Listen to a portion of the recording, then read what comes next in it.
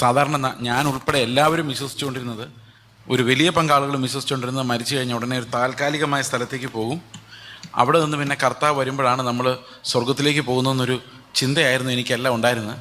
പക്ഷേ അത് നമ്മൾ തീർച്ചയായിട്ടും അത് ബേസ് ചെയ്തിരിക്കുന്നത് യേശുക്രിസ്തുവിൻ്റെ പുനരുത്ഥാനത്തിന് മുമ്പുള്ള വാക്യങ്ങളെ അടിസ്ഥാനപ്പെടുത്തിയാണ് നമ്മളത് പറയുന്നത്. ക്രിസ്തുവിൻ്റെ പുനരുത്ഥാനത്തിന് ശേഷമുള്ള വാക്യങ്ങളെല്ലാം, മരണത്തെ സംബന്ധിക്കുന്ന എല്ലാ വാക്യങ്ങളിലും സ്തേഫാനോസ് മരിക്കുമ്പോൾ കർത്താവ് എഴുന്നേറ്റ് നിൽക്കുന്നതായിട്ട് നമുക്ക് കാണാം. കർത്താവിൻ്റെ അടുത്തേക്ക് പോകുന്നതാണ് അവരുടെ സന്തോഷം. അല്ലാതെ കർത്താവ് സ്വർഗത്തിലേക്ക് പോയി ഞാൻ കുറച്ച് നാൾ പറുദീസയിൽ കിടക്കട്ടെ, അങ്ങനെ പോകാൻ ആർക്കും ഒരു ഉത്സാഹമൊന്നും ഉണ്ടാവില്ല. കാരണം ഒരിക്കൽ നമ്മൾ കർത്താവിനോട് ചേർന്നാൽ നമ്മൾ ഒരിക്കലും അവൻ നമ്മളെ വിട്ടുപിരിയുന്നില്ല. അവൻ എവിടെയായിരിക്കുമോ അവിടെ തന്നെ ആയിരിക്കും നമ്മളും എന്നുള്ളതാണ് വീണ്ടെടുപ്പിൻ്റെ ഏറ്റവും പ്രധാനപ്പെട്ട മർമ്മം. അതുകൊണ്ട് ഒത്തിരി വാക്യങ്ങൾ പുതിയ നിയമത്തിൽ, പ്രത്യേകിച്ച് ഫിലിപ്പി ലേഖനത്തിൽ പറയുന്ന വാക്യങ്ങൾ, അതുപോലെ രാവിലെ നമ്മൾ പറഞ്ഞ കൊരിന്ത് ലേഖനത്തിലെ വാക്യങ്ങൾ, അനേകം വാക്യങ്ങൾ നമ്മോട് പറയുന്ന ഒരു കാര്യമാണ്, നാം വിട്ടുപിരിഞ്ഞ് ക്രിസ്തുവിനോട് കൂടെ ആയിരിക്കുന്നത് കർത്താവിൻ്റെ കൂടെ ആകാൻ വേണ്ടിയാണ് നമുക്ക് ലാഭമായിരിക്കുന്നത്. അപ്പോൾ എത്രയും പെട്ടെന്ന് കർത്താവിൻ്റെ അടുത്ത് ചെല്ലുക എന്നുള്ളതാണ് നമ്മൾ ഉദ്ദേശിക്കുന്നത്. അപ്പോൾ ശരിക്കും വേദപുസ്തകത്തിൽ ഒരിടത്തും പുതിയ നിയമത്തിൽ യേശുക്രിസ്തുവിൻ്റെ റിസറക്ഷന് ശേഷമുള്ള ഒരു പാസേജിൽ പോലും നമ്മൾ ഇടയ്ക്കുള്ളൊരു സ്ഥലത്ത് പോകുന്നതായിട്ട് കാണിക്കുന്നില്ല. എല്ലായിടത്തും വിട്ടുപിരിഞ്ഞ് കർത്താവിനോടെ ആയിരിക്കുന്നു, വേർപ്പെടുന്നു, കർത്താവിൽ നിദ്ര പ്രാപിക്കുന്നു, കർത്താവിൽ നിത്യദേശത്തെത്തി, അങ്ങനെയൊക്കെ നമ്മൾ പറയുന്നില്ലേ, നിത്യതയിലെത്തി, ബൈയൂലാദേശത്തെത്തി, അങ്ങനെ മൊത്തം പാസേജുകളും അങ്ങനെ തന്നെയാണ്. ഒരിടത്ത് പോലും ഒരു ഇടത്താവളത്തെക്കുറിച്ച് പറയുന്നില്ല. എന്നാൽ പഴയ നിയമ വിശ്വാസികൾ ആ ഇടത്താവളത്തിലായിരുന്നു കർത്താവ് അവരെ കണ്ടുമുട്ടുന്നത് വരെ എന്ന് നമുക്ക് മനസ്സിലാക്കാം. അവർ കാത്തിരിക്കുകയായിരുന്നു എന്ന് നമുക്കറിയാം. അത് പത്രോസിൻ്റെ ലേഖനത്തിൽ കർത്താവ് അവരോട് സംസാരിക്കുന്നതായിട്ട്, അതായത് പാതാളത്തിലേക്ക് ഇറങ്ങി എന്ന് പറയുന്നിടത്ത് നരകത്തിലേക്കല്ല, പാതാളത്തിലേക്ക് ഇറങ്ങി വിശുദ്ധന്മാരുടെ ആത്മാക്കളോട്, കെട്ടപ്പെട്ട വിശുദ്ധന്മാരുടെ ആത്മാക്കളോട് സുവിശേഷം അറിയിച്ചു. അപ്പോൾ എന്ത് സംഭവിച്ചു? ആ ഒരു പറുദീസയിലുള്ള ആത്മാക്കളെല്ലാം ഡെലിവേർഡായി കർത്താവിൻ്റെ കൂടെ സ്വർഗത്തിലേക്ക് പോയി എന്ന് നമുക്ക്, അങ്ങനെയാണ് നമ്മൾ വേദപുസ്തകത്തിൽ നിന്ന് ലഭിക്കുന്ന സൂചനകൾ. ഒരിക്കലും നമുക്കൊരു താൽക്കാലിക വിശ്രമ സ്ഥലം എന്നൊരു സ്ഥലത്തെക്കുറിച്ച് പുതിയ നിയമത്തിൽ ഒരിടത്തും, ലേഖനങ്ങളിൽ ഒരിടത്തും നമ്മൾ കാണുന്നില്ല. അത് മാത്രമല്ല, ക്രിസ്തുവിലേക്ക്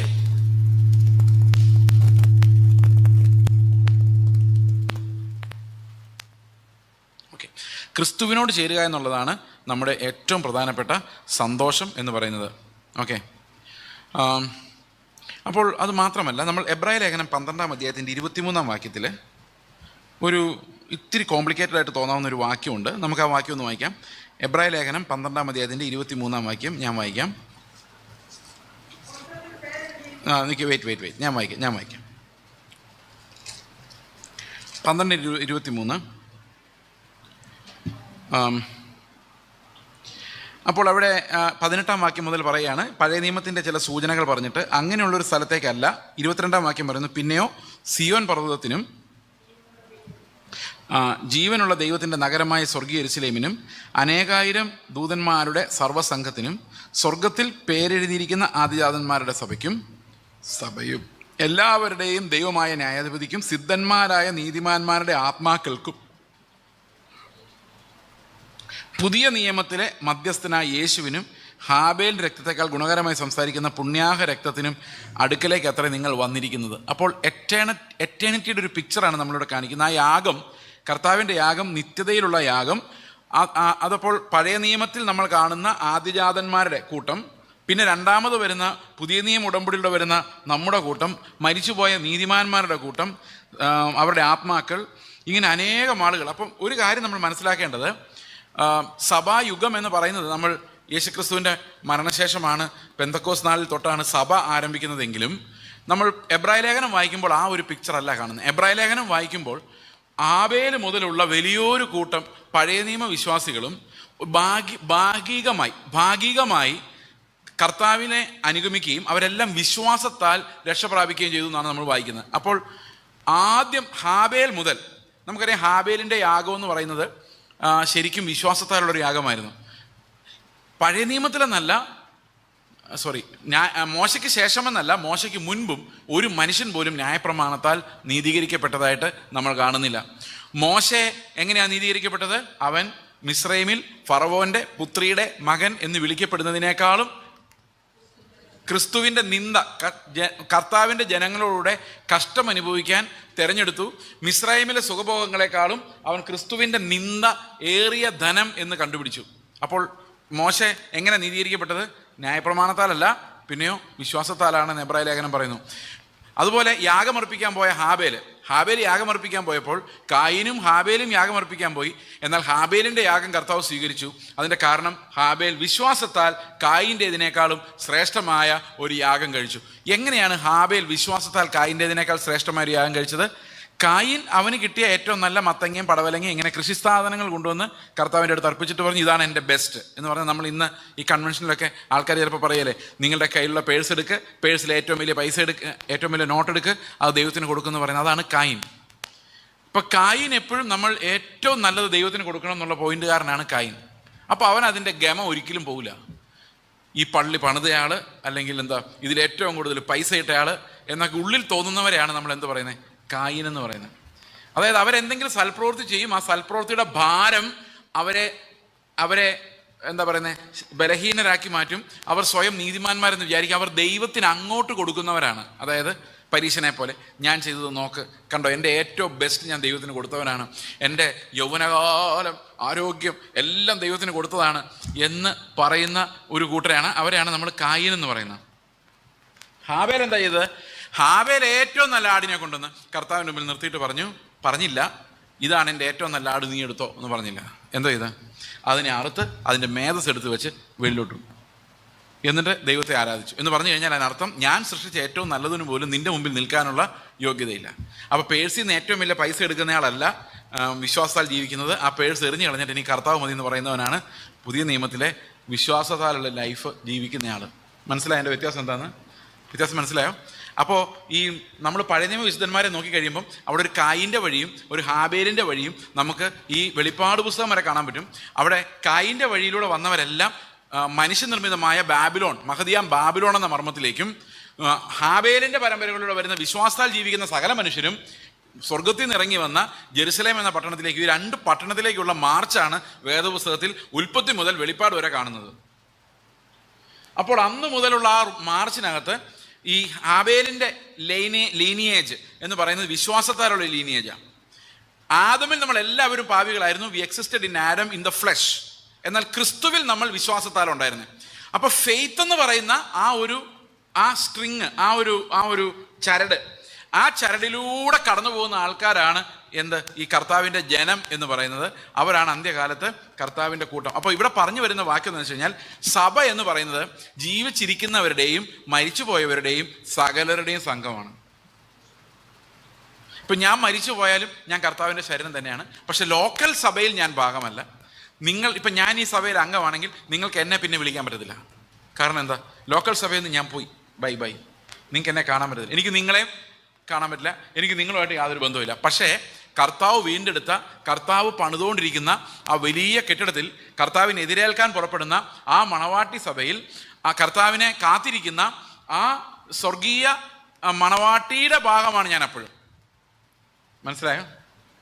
അപ്പോൾ ഞാൻ കർത്താവിൻ്റെ അടുത്തേക്ക് വരുന്നു എന്ന് പറഞ്ഞു കഴിഞ്ഞാൽ എൻ്റെ അർത്ഥം എന്താണ്? ഈ സർവ്വദൂതന്മാരുടെ അടുത്തേക്കും, ഈ ആദ്യജാതന്മാരുടെ സഭയുടെ അടുത്തേക്കും, അതുപോലെ നീതിമാന്മാരുടെ ആത്മാക്കളുടെ അടുത്തേക്കും, പെർഫെക്റ്റ് ആക്കപ്പെട്ട നീതിമാന്മാരുടെ ആത്മാക്കളുടെ അടുത്തേക്കും, സിദ്ധന്മാരുടെ എന്താ പറഞ്ഞിരിക്കുന്നത്, നീതിമാന്മാരുടെ ആത്മാക്കൾക്കും പുതിയ നിയമത്തിൻ്റെ മധ്യസ്ഥനായ യേശുവിനും ഹാബേൽ രക്തത്തെക്കാൾ ഗുണകരമായി സംസാരിക്കുന്ന പുണ്യാഹ രക്തത്തിനും അടുക്കിലേക്ക് അത്ര നിങ്ങൾ വന്നിരിക്കുന്നത്. അപ്പം ഒരു കാര്യം ഉറപ്പാണ്, ഈ പെർഫെക്റ്റ് ആക്കപ്പെടുന്ന വിശുദ്ധന്മാർ, ഓക്കെ, സിദ്ധന്മാരായ നീതിമാന്മാരുടെ ആത്മാക്കൾ. സിദ്ധന്മാരെന്ന് പറഞ്ഞാൽ എന്താ അർത്ഥം? സിദ്ധനാരാ? സിദ്ധന്മാരായ നീതിമാന്മാരാരാ? കഷ്ടത സഹിഷ്ണുതയെയും സിദ്ധത പ്രത്യാശ ഉളവാക്കുന്നത്. എന്താ സിദ്ധത എന്ന് പറഞ്ഞാൽ? അത് ഇംഗ്ലീഷിൽ വായിക്കുമ്പോൾ ക്യാരക്ടർ എന്ന് എഴുതിയിരിക്കുന്ന, എക്സ്പീരിയൻസ് എഴുതിയിരിക്കുന്ന, അങ്ങനെ പല വാക്കുകളാണ് കൊടുത്തിരിക്കുന്നത്. പക്ഷേ ശരിക്കും അതിൻ്റെ ട്രാൻസ്ലേഷൻ ക്യാരക്ടർ തന്നെയാണ്. പക്ഷേ അത് ഗോഡ് അപ്രൂവ്ഡ് ക്യാരക്ടർ എന്നാണ്. ദൈവം അംഗീകരിച്ച പെർഫെക്റ്റ് ആക്കപ്പെട്ട ക്യാരക്ടർ. അപ്പോൾ കഷ്ടതയിലൂടെ, സഹിഷ്ണുതയിലൂടെ നമുക്കൊരു പെർഫെക്റ്റ് ആക്കപ്പെട്ട ഒരു ക്യാരക്ടർ ലഭിക്കുന്നു. ആ ക്യാരക്ടർ ഉള്ളവർക്കാണ് പ്രത്യാശ ഉണ്ടാകുന്നത്. മനസ്സിലാകുന്നുണ്ടോ? അപ്പം അങ്ങനെയുള്ളവർക്കാണ് കർത്താവിൻ്റെ അടുത്തേക്ക് പെട്ടെന്ന് പോകണമെന്ന് തോന്നുന്നത്. കാരണം ആ സിദ്ധന്മാരാക്കപ്പെട്ട നീതിമാന്മാർ. അപ്പം നമ്മൾ പെർഫെക്റ്റ് ആക്കപ്പെട്ടുകൊണ്ടിരിക്കുന്നവർ, ക്രിസ്തുവിലുള്ള പെർഫെക്ഷൻ വിശ്വാസത്താൽ അനുഭവിക്കുന്നവർ, അവർക്ക് മാത്രമാണ് ഈ പെർഫെക്റ്റ് ആക്കപ്പെട്ട നീതിമാന്മാരുടെ ആത്മാക്കളുടെ അടുത്തേക്കും കൂടെയാണ് നമ്മൾ വരുന്നതെന്ന് പറഞ്ഞാൽ അർത്ഥം എന്താ? ഇവരാരും ഇവരെല്ലാവരും എവിടെ തന്നെയുണ്ട്? ഈ കർത്താവിൻ്റെ സന്നിധിയിൽ തന്നെ ഇവരെല്ലാവരും എന്നേക്കും ഒരിക്കലും മാറാത്തവരായി നിൽക്കുന്നുവെന്നാണ് എബ്രായ ലേഖനം നമ്മളെ പഠിപ്പിക്കുന്നത്. അതുകൊണ്ട് ഒരിക്കലും നമ്മൾ കർത്താവിനോട് പിരിയുന്നില്ല. നമ്മൾ മരിച്ചാൽ ഈ ലോകത്തെ നമ്മൾ വിട്ടുപിരിയും, എന്നാൽ കർത്താവിനെ ഒരിക്കലും വിട്ടുപിരിയുന്നില്ല. മനസ്സിലാവുന്നുണ്ടോ? കർത്താവുമായിട്ടുള്ള നമ്മുടെ ബന്ധം മാത്രം എല്ലായ്പ്പോഴും സ്ഥിരമായിരിക്കും. അതിനൊരു മാറ്റവും ഒരിക്കലും ഉണ്ടാകുന്നില്ല. V will always B with him. Okay, അപ്പോൾ അത് ഒരു പ്രധാനപ്പെട്ട കാര്യമാണ്. നമ്മൾ ഇതിനിടയിൽ വേറൊരു സ്ഥലത്തേക്ക് പോകാൻ വേണ്ടി അല്ല കാത്തിരിക്കുന്നത്. അത് പഴയ നിയമത്തിലെ അവസ്ഥയായിരുന്നു എന്ന് നമുക്ക് മനസ്സിലാക്കാം. ഇനി ഈ വേറൊരു ഇടത്താവളത്തെക്കുറിച്ച് കത്തോലിക്ക സഭ പഠിപ്പിക്കാറുണ്ട്. ഈ കത്തോലിക്ക സഭ പഠിപ്പിക്കുന്ന വേറൊരു ഇടത്താവളത്തിൻ്റെ പേരാണ് ബസ്പുർഖാന എന്ന് പറയുന്നത്. ബസ്പുർഖാന എന്ന് പറഞ്ഞാൽ അറിയാമോ? ശുദ്ധീകരണ സ്ഥലം. ഇപ്പം ഞാൻ മരിച്ചു കഴിയുമ്പോൾ ഞാൻ ശുദ്ധീകരണ സ്ഥലത്തിലേക്ക് പോയി അവിടെ കുറച്ച് കഷ്ടം അനുഭവിച്ച് എൻ്റെ പാപങ്ങളുടെ കുറേ ശിക്ഷകൾ അവിടെ അനുഭവിച്ചിട്ട് ഞാൻ ക്ലിയർ ആയിട്ട് സ്വർഗത്തിലേക്ക് പോകും. അതിനാണ് ഈ ബസ്പുർഖാന എന്ന് പറയുന്ന ഉപദേശം, കത്തോലിക്ക സഭയ്ക്കുള്ള ഉപദേശം. അവരത് ഈ അപ്പോക്രിഫ ഗ്രന്ഥങ്ങളിൽ നിന്നെടുത്ത ഒരു ഉപദേശമാണ്. വേദപുസ്തകത്തിൽ അതിനെക്കുറിച്ചുള്ള യാതൊരു സൂചനകളുമില്ല. എന്നാൽ അവരെ ഈ 2-3 വാക്യങ്ങൾ ഈ ബൈബിളിൽ നിന്നെടുത്താണ് ഈ ബസ്പുർഖാന ഉണ്ടെന്ന് നമ്മളോട് സംസാരിക്കുന്നത്. അത് പ്രധാനമായി 1 കൊരിന്ത്യ ലേഖനം 3-ാം അധ്യായമാണ്. 1 കൊരിന്ത്യ ലേഖനം 3-ാം അധ്യായത്തിൽ ഇങ്ങനെ പറയുന്നുണ്ട്.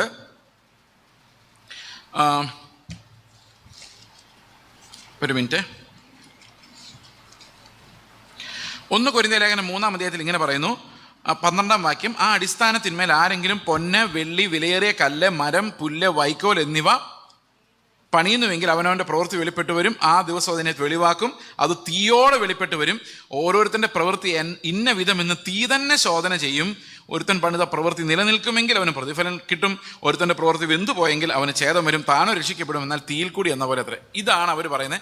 ഒരു തീ ഉണ്ട്, ഇത് കഴിഞ്ഞിട്ട് ആ തീയിൽ കിടന്ന് നമ്മൾ ദഹിച്ച് വെന്ത് കഷ്ടപ്പെട്ടാണ് അപ്പുറത്ത് കിടക്കുന്നത്. പക്ഷെ നിങ്ങൾ ഒന്നും കൂടെ സൂക്ഷിച്ച് നോക്കിയാൽ നമുക്ക് മനസ്സിലാവും, നമ്മളല്ല വേവുന്നത്. പിന്നെ എന്താണ് വേവുന്നത്? എന്താ വെന്തു പോകുന്നത്? നമ്മുടെ പ്രവൃത്തികളാണ് വെന്തു പോകുന്നത്.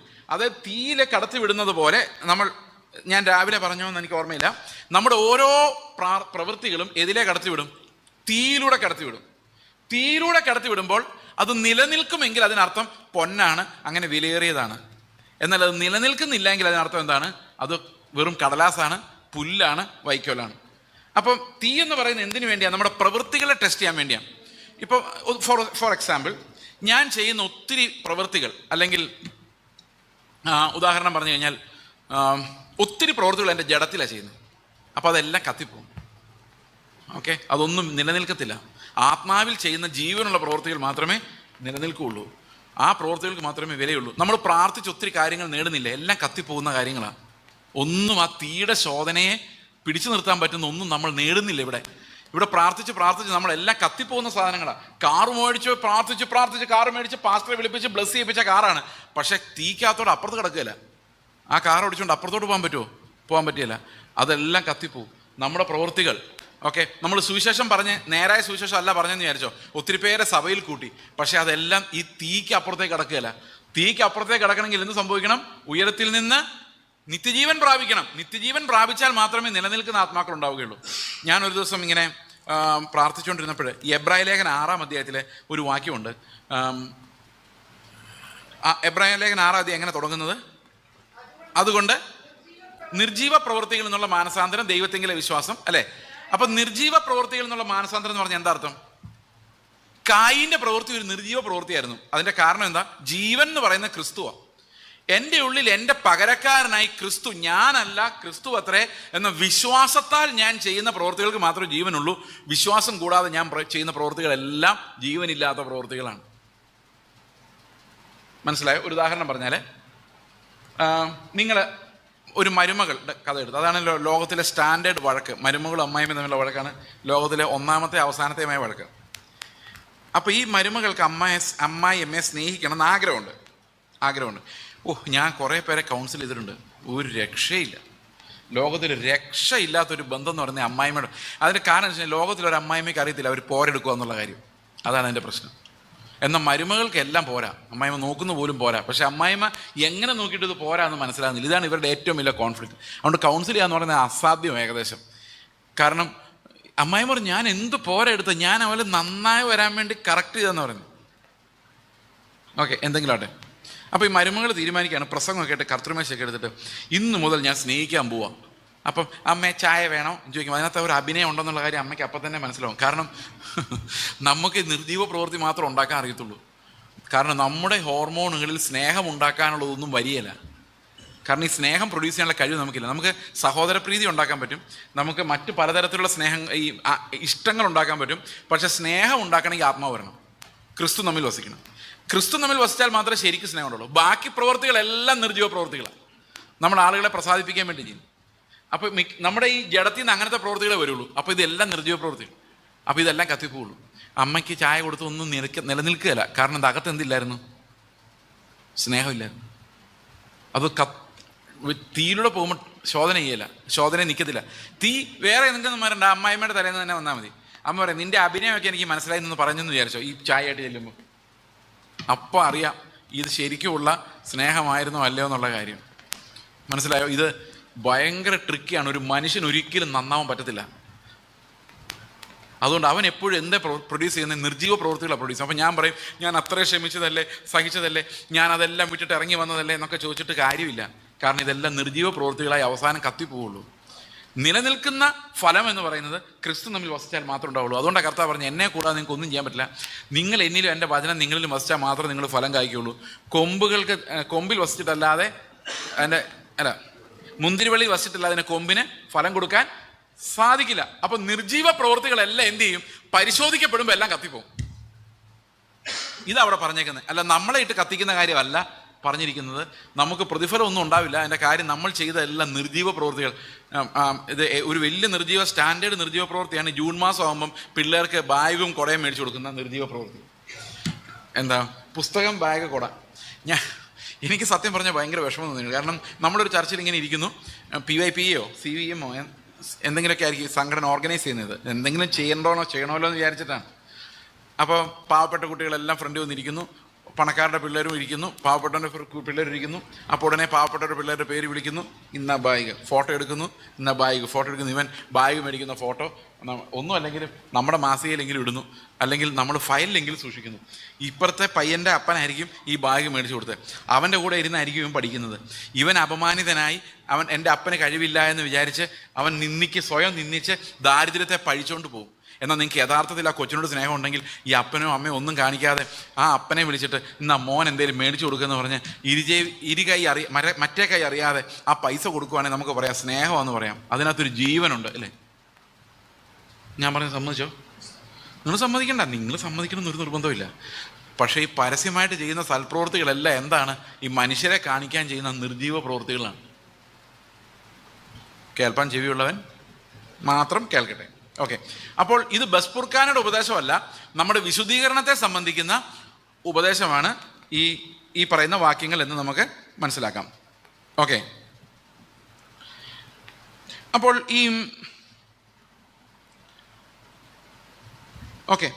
ഇനി നമുക്ക് മത്തായിയുടെ സുവിശേഷം 12-ാം അധ്യായത്തിൻ്റെ 32-ാം വാക്യം നമുക്ക് നോക്കാം. എന്താണ് കർത്താവ് പറയുന്നത്?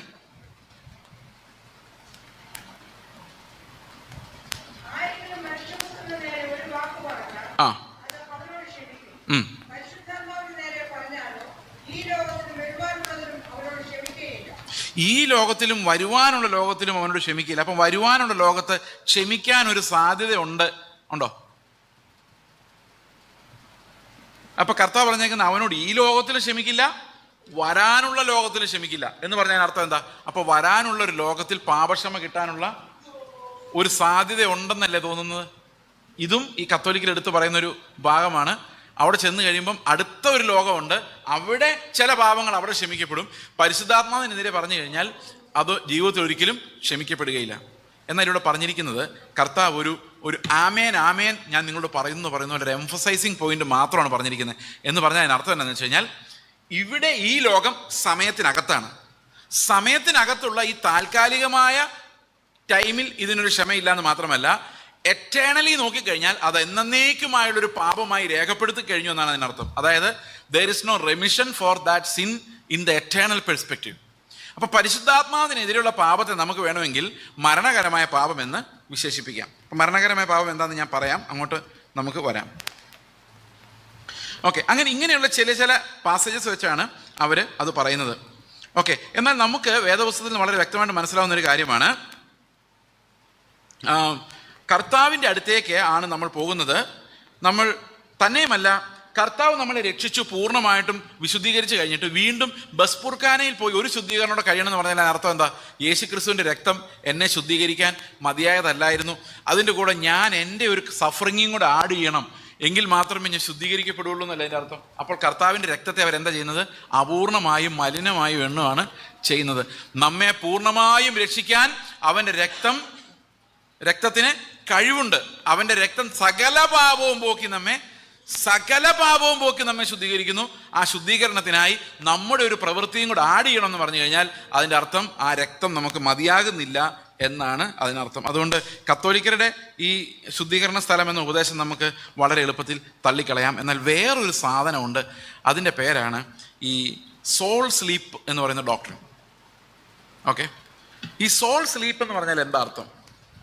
സോൾ സ്ലീപ്പ് എന്ന് പറഞ്ഞു കഴിഞ്ഞാൽ നമ്മൾ മരിച്ചു കഴിഞ്ഞാൽ പിന്നെ നമുക്ക് യാതൊരുവിധ ബോധവുമില്ല എന്ന ഉപദേശമാണ്. ഉറങ്ങിക്കിടക്കുന്നതിന് എന്തെങ്കിലും ബോധമുണ്ടോ? ഒരു ബോധവുമില്ല. മരിച്ചു കിടന്നു കഴിഞ്ഞാൽ പിന്നെ നമ്മൾ ഉറങ്ങിപ്പോവുകയാണ്, നമുക്ക് യാതൊരുവിധ ബോധവുമില്ല എന്നാണ് ഈ ഉപദേശം, സോൾ സ്ലീപ്പിംഗ് എന്ന് പറയുന്നത്. നിങ്ങൾ എത്ര പേര് അത് വിശ്വസിക്കുന്നുണ്ടെന്ന് എനിക്കറിയില്ല. പക്ഷേ അത് ലോകത്തിൽ സെവന്ത് ഡേ അഡ്വൻറ്റിസ്റ്റുകാരല്ലാതെ വേറെ ഒരു സഭയും ലോകത്തിൽ മരിച്ചു കഴിഞ്ഞാൽ പിന്നെ ബോധമില്ല എന്ന് പറയുന്നില്ല. നമുക്കറിയാം, പല എക്സ്പീരിയൻസ് നമ്മളിങ്ങനെ വായിച്ചിട്ടുണ്ട്. കർത്താവിൻ്റെ അടുത്ത് പോകുന്ന പോലെ തോന്നുന്നു, ദൂതന്മാരൊന്ന് എതിരേൽക്കുന്നു. അബോധാവസ്ഥയിലേക്കല്ല നമ്മൾ പോകുന്നത്, പിന്നെ എങ്ങോട്ടാ? കർത്താവിൻ്റെ പ്രസൻസിലേക്കാണ് പോകുന്നത്. അവിടെ ഒരു അബോധാവസ്ഥയുമില്ല. ഈ ചില വാക്യങ്ങൾ കർത്താവ് പറഞ്ഞു, ലാസർ ഉറങ്ങുകയാണ് എന്ന് പറഞ്ഞ വാക്യം, അതുപോലെ തന്നെ നിദ്ര പ്രാപിച്ചവരെ കുറിച്ച് നിങ്ങൾ അറിവില്ലാത്തവരായിരിക്കരുത് എന്ന് പറഞ്ഞ വാക്യം, അങ്ങനെയുള്ള അനേകം വാക്യങ്ങൾ നമുക്ക് ഈ നിദ്ര പ്രാപിക്കുക, മരിക്കുക എന്ന് പറഞ്ഞാൽ നിദ്ര പ്രാപിക്കുക എന്നുള്ളൊരു അർത്ഥത്തിലേക്ക്, അതായത് ഉറങ്ങിക്കിടക്കുവാണെന്നുള്ള അർത്ഥത്തിലേക്ക് പലരും വ്യാഖ്യാനിക്കുന്നുണ്ട്. എന്നാൽ നിദ്ര പ്രാപിക്കുക എന്നുള്ളത് എന്താ ഉദ്ദേശിക്കുന്നത്? ഇപ്പം ഞാൻ മരിച്ചു എന്ന് വിചാരിച്ചോ, ഓക്കെ, അപ്പം രാവിലെ എഴുന്നേറ്റ് എൻ്റെ ഭാര്യ വന്ന് തട്ടി എഴുന്നേപ്പിച്ചു, എഴുന്നേക്ക് എന്ന് പറഞ്ഞു. ഞാൻ എഴുന്നേക്കുന്നില്ല, മരിച്ചു. അത്രയും നേരം ഞാൻ ഉറങ്ങിക്കിടക്കുമായിരുന്നു, ഇപ്പോൾ എന്തായി? ഉറക്കം എന്തായി? അപ്പോൾ ഒന്ന് ആലോചിച്ച് നോക്കിയാൽ മരിച്ചതും ഉറക്കവും തമ്മിൽ കാര്യമായ വ്യത്യാസമില്ല. ഇത് ഒന്ന് എഴുന്നേക്കാൻ പറ്റാത്ത ഉറക്കവും മറ്റത് എഴുന്നേക്കാൻ പറ്റുന്ന ഉറക്കവും. പണ്ടൊരു പാട്ടുകാരൻ പറഞ്ഞിട്ടുണ്ട്, ഓരോ ഉറക്കങ്ങളും ഓരോരോ ചെറു മരണങ്ങളാണ്. പേടിക്കരുത്, പേടി വരുന്നുണ്ടോ? ഓരോരോ ഉറക്കങ്ങളും ഓരോരോ ചെറു മരണങ്ങളാണ്. കാരണം നമുക്കൊന്നും അറിയാൻ മേല ഉറങ്ങിക്കിടക്കുമ്പോൾ, യാതൊരു ബോധവും ഇല്ല, അല്ലേ? ശരിയല്ലേ? പിന്നെ നമ്മൾ തിരിച്ചു വരുന്ന ഒരു അത്ഭുതമല്ലേ? ഞാൻ പലപ്പോഴും ആലോചിച്ചിട്ടുണ്ട്, രാത്രി ഒരു ബോധമില്ലാതെ കണ്ണു തുറക്കുമ്പോൾ, ആ മരണം എന്ന് പറഞ്ഞാൽ ഇത്രയല്ലേ ഉള്ളൂ എന്ന് ഞാൻ ചിന്തിച്ചിട്ടുണ്ട്. കാരണം നമുക്ക് സുബോധം വന്നു കഴിയുമ്പോൾ നമ്മൾ അറിയുന്ന, അയ്യോ എന്തൊക്കെ പരിപാടികൾ നടന്നു കാണും, സൂര്യൻ ഉദിച്ച് അസ്തമിച്ച് ഒന്നും നമ്മൾ അറിയുന്നില്ല. പക്ഷേ ഈ വീണ്ടും ജനിച്ച് മരിക്കുന്ന ഒരാൾ ഒരിക്കലും ഈ അബോധാവസ്ഥയിലേക്കല്ല പോകുന്നത്, കർത്താവിൻ്റെ അടുത്തേക്കുള്ളൊരു സുബോധത്തിലേക്കാണ് പോകുന്നത്. അത് ഈ അബോധാവസ്ഥയിലേക്ക് പോകുന്നു, ഉറങ്ങിക്കിടക്കുന്നു എന്ന് പറയുന്ന ഉപദേശം സെവന്ത് ഡേ അഡ്വൻറ്റിസ്റ്റുകാരുടെ ഉപദേശമാണ്. പക്ഷെ ഉറങ്ങുന്നവരെ കുറിച്ച്, നിദ്ര പ്രാപിച്ചിരിക്കുന്നവരെ കുറിച്ച് നിങ്ങൾ അങ്ങനെയൊക്കെയുള്ള പ്രയോഗങ്ങൾ ബൈബിളിൽ അനേകം വാക്യങ്ങളിലുണ്ട്. കൊരിന്ത് ലേഖനത്തിലുണ്ട്, മത്തായിയുടെ സുവിശേഷം 9:24 അങ്ങനെ പല ഭാഗങ്ങളിൽ ഈ ഉറക്കത്തെക്കുറിച്ച് പറയുന്നുണ്ട്. ഓക്കെ, ചില ഭാഗങ്ങൾ പ്രത്യേകിച്ച് സങ്കീർത്തനത്തിലൊക്കെ ഇങ്ങനെ പറയുന്നുണ്ട്, മരിച്ചവരും മൗനതയിൽ ഇറങ്ങിയവരും, അല്ലെ? 115 സങ്കീർത്തനം നമുക്കൊന്ന് വായിക്കാം. മരിച്ചവരും മൗനതയിൽ ഇറങ്ങിയവരും ദൈവത്തെ സ്തുതിക്കുന്നില്ല. നോക്കാം നമുക്ക്. സങ്കീർത്തനം 115.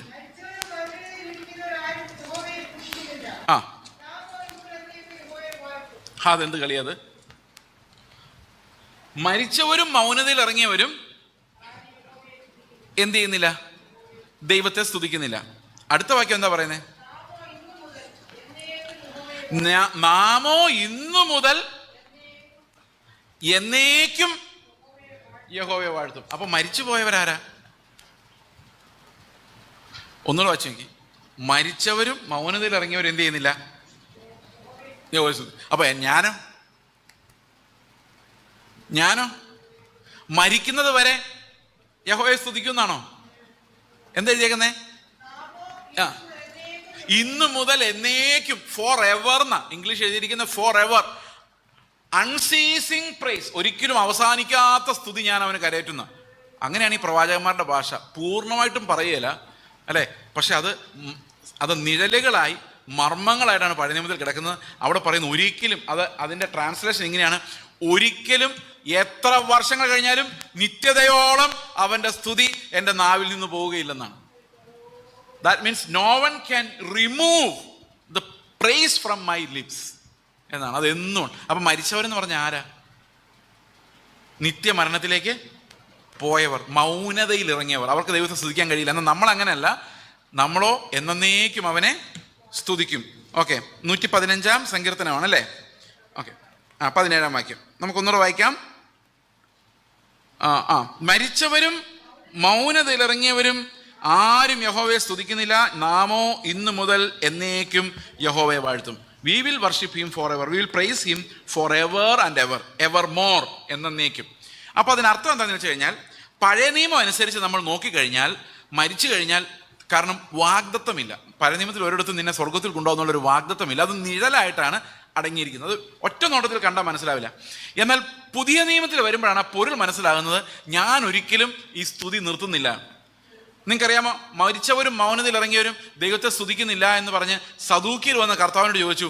അപ്പോൾ ദൈവം ഈ ജീവിച്ചിരിക്കുന്നവരുടെ ദൈവമാണോ മരിച്ചവരുടെ ദൈവമാണോ എന്ന് കർത്താവ് ഒരു ഉത്തരം പറയുന്നുണ്ട്. എന്താ പറയുന്നത്? അവൻ എബ്രഹാമിൻ്റെയും ഇസ്ഹാക്കിൻ്റെയും യാക്കോബിൻ്റെയും ദൈവമാണ്, അവൻ മരിച്ചവരുടെ ദൈവമല്ല, അവൻ ജീവിച്ചിരിക്കുന്നവരുടെ ദൈവമാണ് എന്ന് പറഞ്ഞാൽ അർത്ഥം എന്താ?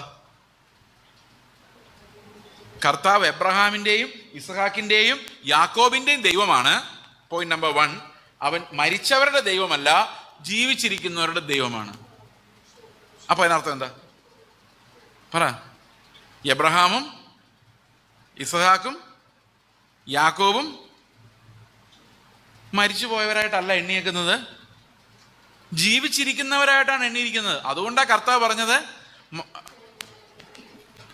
എബ്രഹാമിൻ്റെയും ഇസ്ഹാക്കിൻ്റെയും യാക്കോബിൻ്റെയും ദൈവമെന്ന് കർത്താവ് പറയുന്നു. അങ്ങനെയാണ് മോശയോട് പരിചയപ്പെടുത്തുന്നത്. ആ സമയത്ത് എബ്രഹാം മരിച്ച ആളാണെങ്കിൽ ദൈവം പറയുമോ മരിച്ചവരുടെ ദൈവമാണോ? ദൈവം അല്ല. കർത്താവ് പറയുന്നു അവൻ ജീവിച്ചിരിക്കുന്നവരുടെ ദൈവമാണ്. ഓക്കെ, അപ്പോൾ ഇവിടെ എല്ലാം നമ്മൾ കാണുന്നത് സ്തുതി ഒരിക്കലും നമ്മുടെ അധരങ്ങളിൽ നിന്ന് പോകുന്നില്ല എന്നുള്ളതാണ്. നിങ്ങൾക്കറിയാം അമേസിങ് ഗ്രേസ് എന്ന് പറഞ്ഞൊരു പാട്ടുണ്ട്. നിങ്ങൾക്കറിയാം അത്? Amazing grace, amazing grace, how sweet that sound. അതിൻ്റെ അവസാനം എന്താണെന്നറിയോ?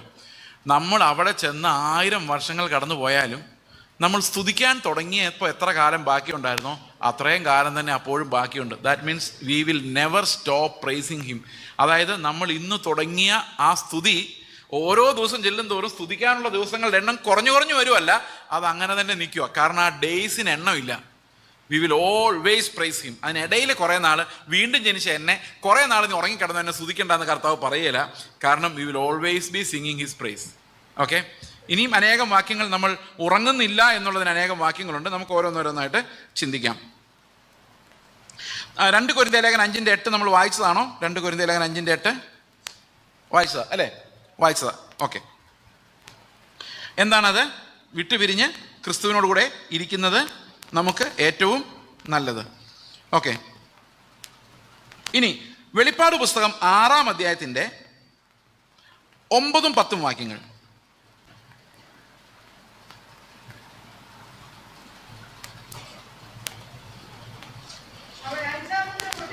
ആ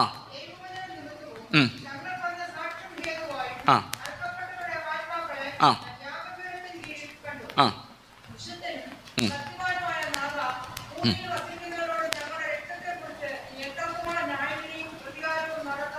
അവർ ഉറങ്ങിക്കിടക്കുവാണോ? പുനരുത്ഥാനം കാത്തുകൊണ്ട് ഉറങ്ങിക്കിടക്കുവാണോ?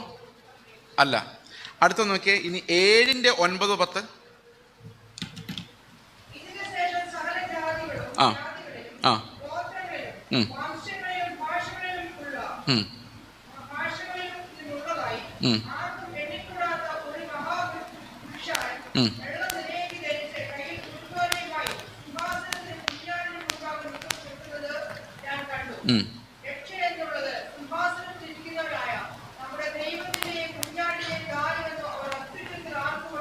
Okay okay. അപ്പോൾ നമുക്കൊരു കാര്യം മനസ്സിലാക്കാം. നമ്മൾ കർത്താവിൻ്റെ അടുത്തേക്ക് പോകുമ്പോൾ നമ്മൾ നിശബ്ദരായി പോവുകയല്ല, നമ്മുടെ സ്തുതി വർദ്ധിക്കുകയാണ്. നമുക്ക് കൂടുതൽ കൂടുതൽ കർത്താവിനെ നമ്മൾ സ്തുതിച്ചുകൊണ്ടിരിക്കുകയാണ് നമ്മൾ ചെയ്യുന്നത് നമുക്ക് മനസ്സിലാക്കാം. ഓക്കെ, ഇനി അടുത്തൊരു പ്രധാനപ്പെട്ട കാര്യം എന്ന് പറയുന്നത് പാപികൾക്ക് എന്താണ് സംഭവിക്കുന്നുള്ളതാണ്. പാപികൾക്ക് എന്താണ് സംഭവിക്കുന്നത്? ഇത് ഒരു പക്ഷേ അധികം പേരങ്ങനെ പറഞ്ഞിട്ടില്ല. എനിക്ക് അത്ര സെർട്ടൺ അല്ല, അത്ര ഉറപ്പല്ലാത്തൊരു കാര്യം ഞാൻ നിങ്ങളോട് പറയാണ്. ഈ സ്വർഗത്തിലെ പ്രതിഫലത്തിൽ വ്യത്യാസമുള്ളതുപോലെ, തേജസ്സിൽ വ്യത്യാസമുള്ളതുപോലെ തന്നെ നരകത്തിലും പണിഷ്മെൻറ്റിൻ്റെ കാര്യത്തിൽ വ്യത്യാസം ഉണ്ടാകാനുള്ള സാധ്യതയുണ്ട്. ഞാനത് 100% ഉറപ്പോടെ പറയാൻ കഴിയില്ല. പക്ഷേ ഒരു വാക്യം കർത്താവ് പറയുന്നു, ന്യായവിധി നാളിൽ ഇവരെക്കാളും കഫർനഹൂമിനേക്കാളും സോറിനും സീദോനും സഹിക്കാൻ പറ്റും എന്ന് പറയുന്നുണ്ട്. അപ്പോൾ ആർക്കായിരിക്കും കൂടുതൽ സഹിക്കാൻ പറ്റുന്നത്? ഇന്ന് ഈ വചനം കേട്ട് കർത്താവിൻ്റെ അത്ഭുതം കണ്ടവരെക്കാളും ഇത് കാണാത്ത നാട്ടുകാർക്ക് കുറച്ചും കൂടെ ലൈറ്റർ പണിഷ്മെൻ്റ് ആയിരിക്കും കർത്താവ് കൊടുക്കുന്നത് എന്നൊരു ധ്വനി അവിടെയുണ്ട്. ഓക്കെ, അതൊരു ഉപദേശമായി ഒരിടത്തും പ്രസ്താവിക്കപ്പെട്ടിട്ടില്ല എങ്കിൽ പോലും ആക്റ്റീവ് ഈവിലായിട്ട് ജീവിക്കുന്നവരും കർത്താവിനെ അറിയാതെ നല്ല മനുഷ്യരായിട്ട് ജീവിച്ച് മരിച്ചു പോയവരും അവർ എല്ലാവരും ഒരേപോലെ ആയിരിക്കില്ല ദണ്ഡിക്കപ്പെടുന്നത്. ആ ദണ്ഡനങ്ങളുടെ നിലവാരത്തിൽ വ്യത്യാസം ഉണ്ടാകാൻ സാധ്യതയുണ്ടെന്നുള്ളത് വലിയൊരു ആശ്വാസമാണ് എനിക്ക്. നിങ്ങളുടെ കാര്യം എനിക്കറിയാൻ വയ്യ, അത് ഞാനങ്ങനെ ചിന്തിക്കും. അപ്പം അധികം പാപമൊന്നും ചെയ്യാതെ ഒരുവിധം പാവങ്ങളായിട്ട് ജീവിച്ചവർക്ക് അടിയിടിയ നിത്യനരകം തന്നെ ഉള്ളൂ എങ്കിൽ പോലും അവിടെ ഈ പീഡനങ്ങളുടെ ഇൻറ്റൻസിറ്റി ചിലപ്പോൾ ഒരു ഇത്തിരി കുറവാകാൻ സാധ്യതയുണ്ടെന്ന് ഞാനങ്ങ് ആശ്വസിക്കുക. നിങ്ങൾക്കങ്ങനെ ആശ്വാസം കിട്ടുന്നുണ്ടെന്ന് എനിക്കറിയത്തില്ല. ഓക്കെ, പക്ഷെ ഒരു കാര്യം ഉറപ്പാണ്, യേശുക്രിസ്തു ഇല്ലാതെ ഒരു മനുഷ്യൻ പോലും സ്വർഗത്തിൽ പോവുകയില്ല. ക്രിസ്തു ഇല്ലാത്ത സകല മനുഷ്യരും അവരെത്ര നല്ല മനസാക്ഷിയുള്ളവരായാലും നരകത്തിലേ പോകുള്ളൂ. എന്തെങ്കിലും ചോദ്യമുണ്ടോ? സുവിശേഷം ഒരിക്കലും കേട്ടിട്ടില്ലാത്തവരോ? ഈ അവിശ്വാസികളുടെ അവസാനം എന്തായിരിക്കും? സുവിശേഷം ഒരിക്കലും കേട്ടിട്ടില്ലാത്ത ഒരാൾ സ്വർഗത്തിൽ പോകാൻ എന്തെങ്കിലും ചാൻസ് ഉണ്ടോ?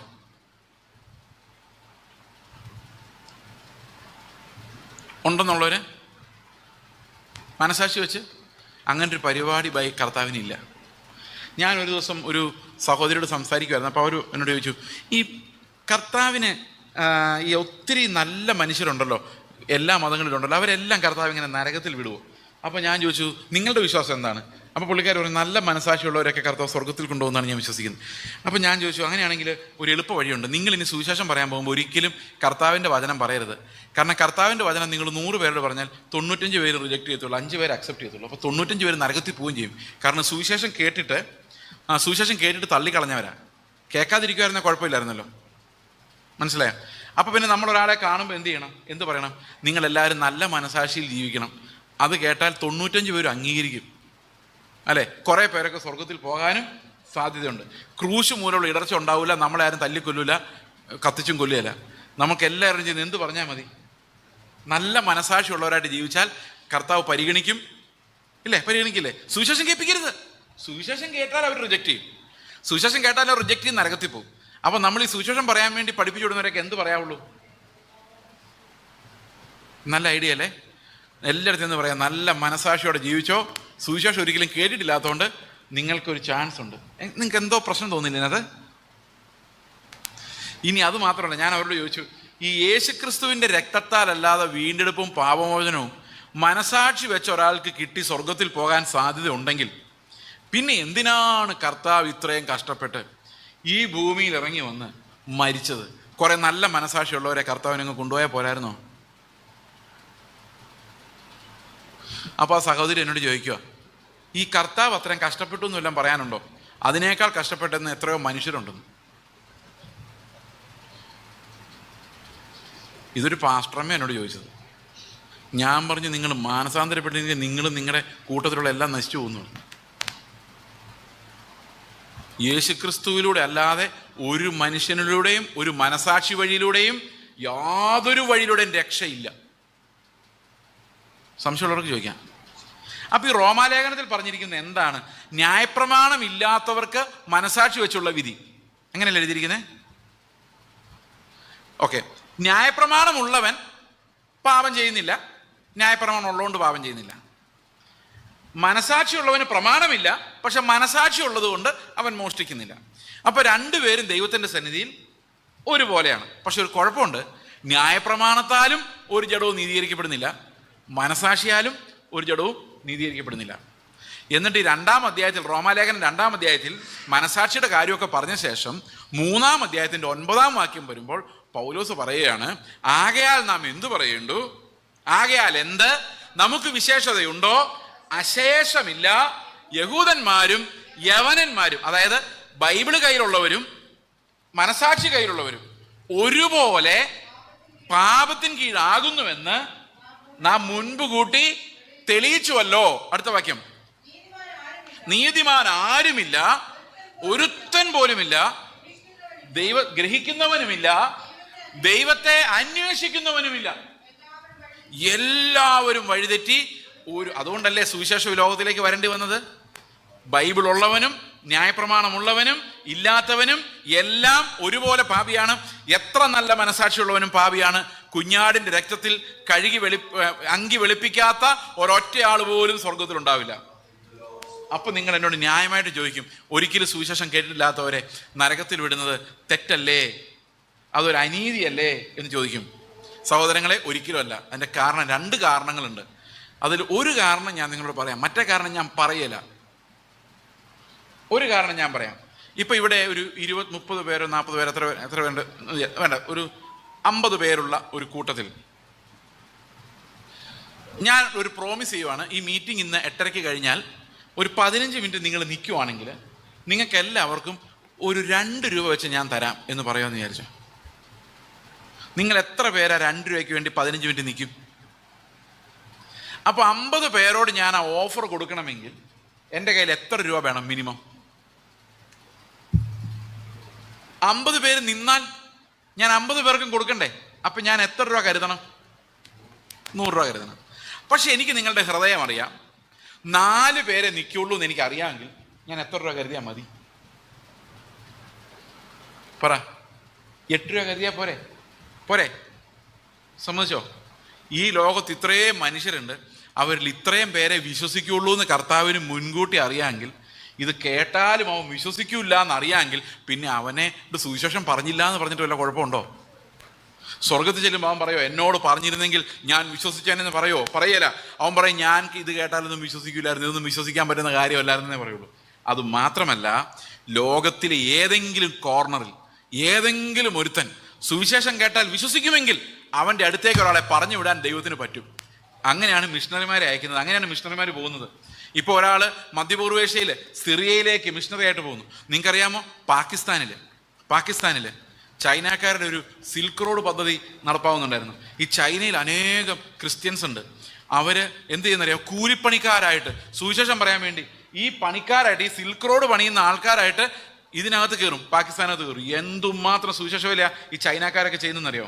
ചൈനക്കാരും കൊറിയക്കാരുമാണ് ഇന്ന് ഏറ്റവും കൂടുതൽ സുവിശേഷം പറയുന്നത്. ആദ്യമൊക്കെ അമേരിക്കക്കാരും ബ്രിട്ടീഷുകാരൊക്കെ ആയിരുന്നു, അവരൊക്കെ പരിപാടി നിർത്തി. ഇപ്പം നമ്മളൊക്കെയാണ് ഇനി പോകേണ്ടത്. പക്ഷെ നമ്മളിപ്പം നമ്മുടെ കാര്യം തന്നെ നോക്കാൻ സമയമില്ലാതിരിക്കുകയാണ്. അന്നേരമാണ് സുവിശേഷം പറയാൻ പോകുന്നത്. ഇന്ന് ആ കർത്താവിന് വേണ്ടി മരിക്കാൻ പോകുന്നതല്ല.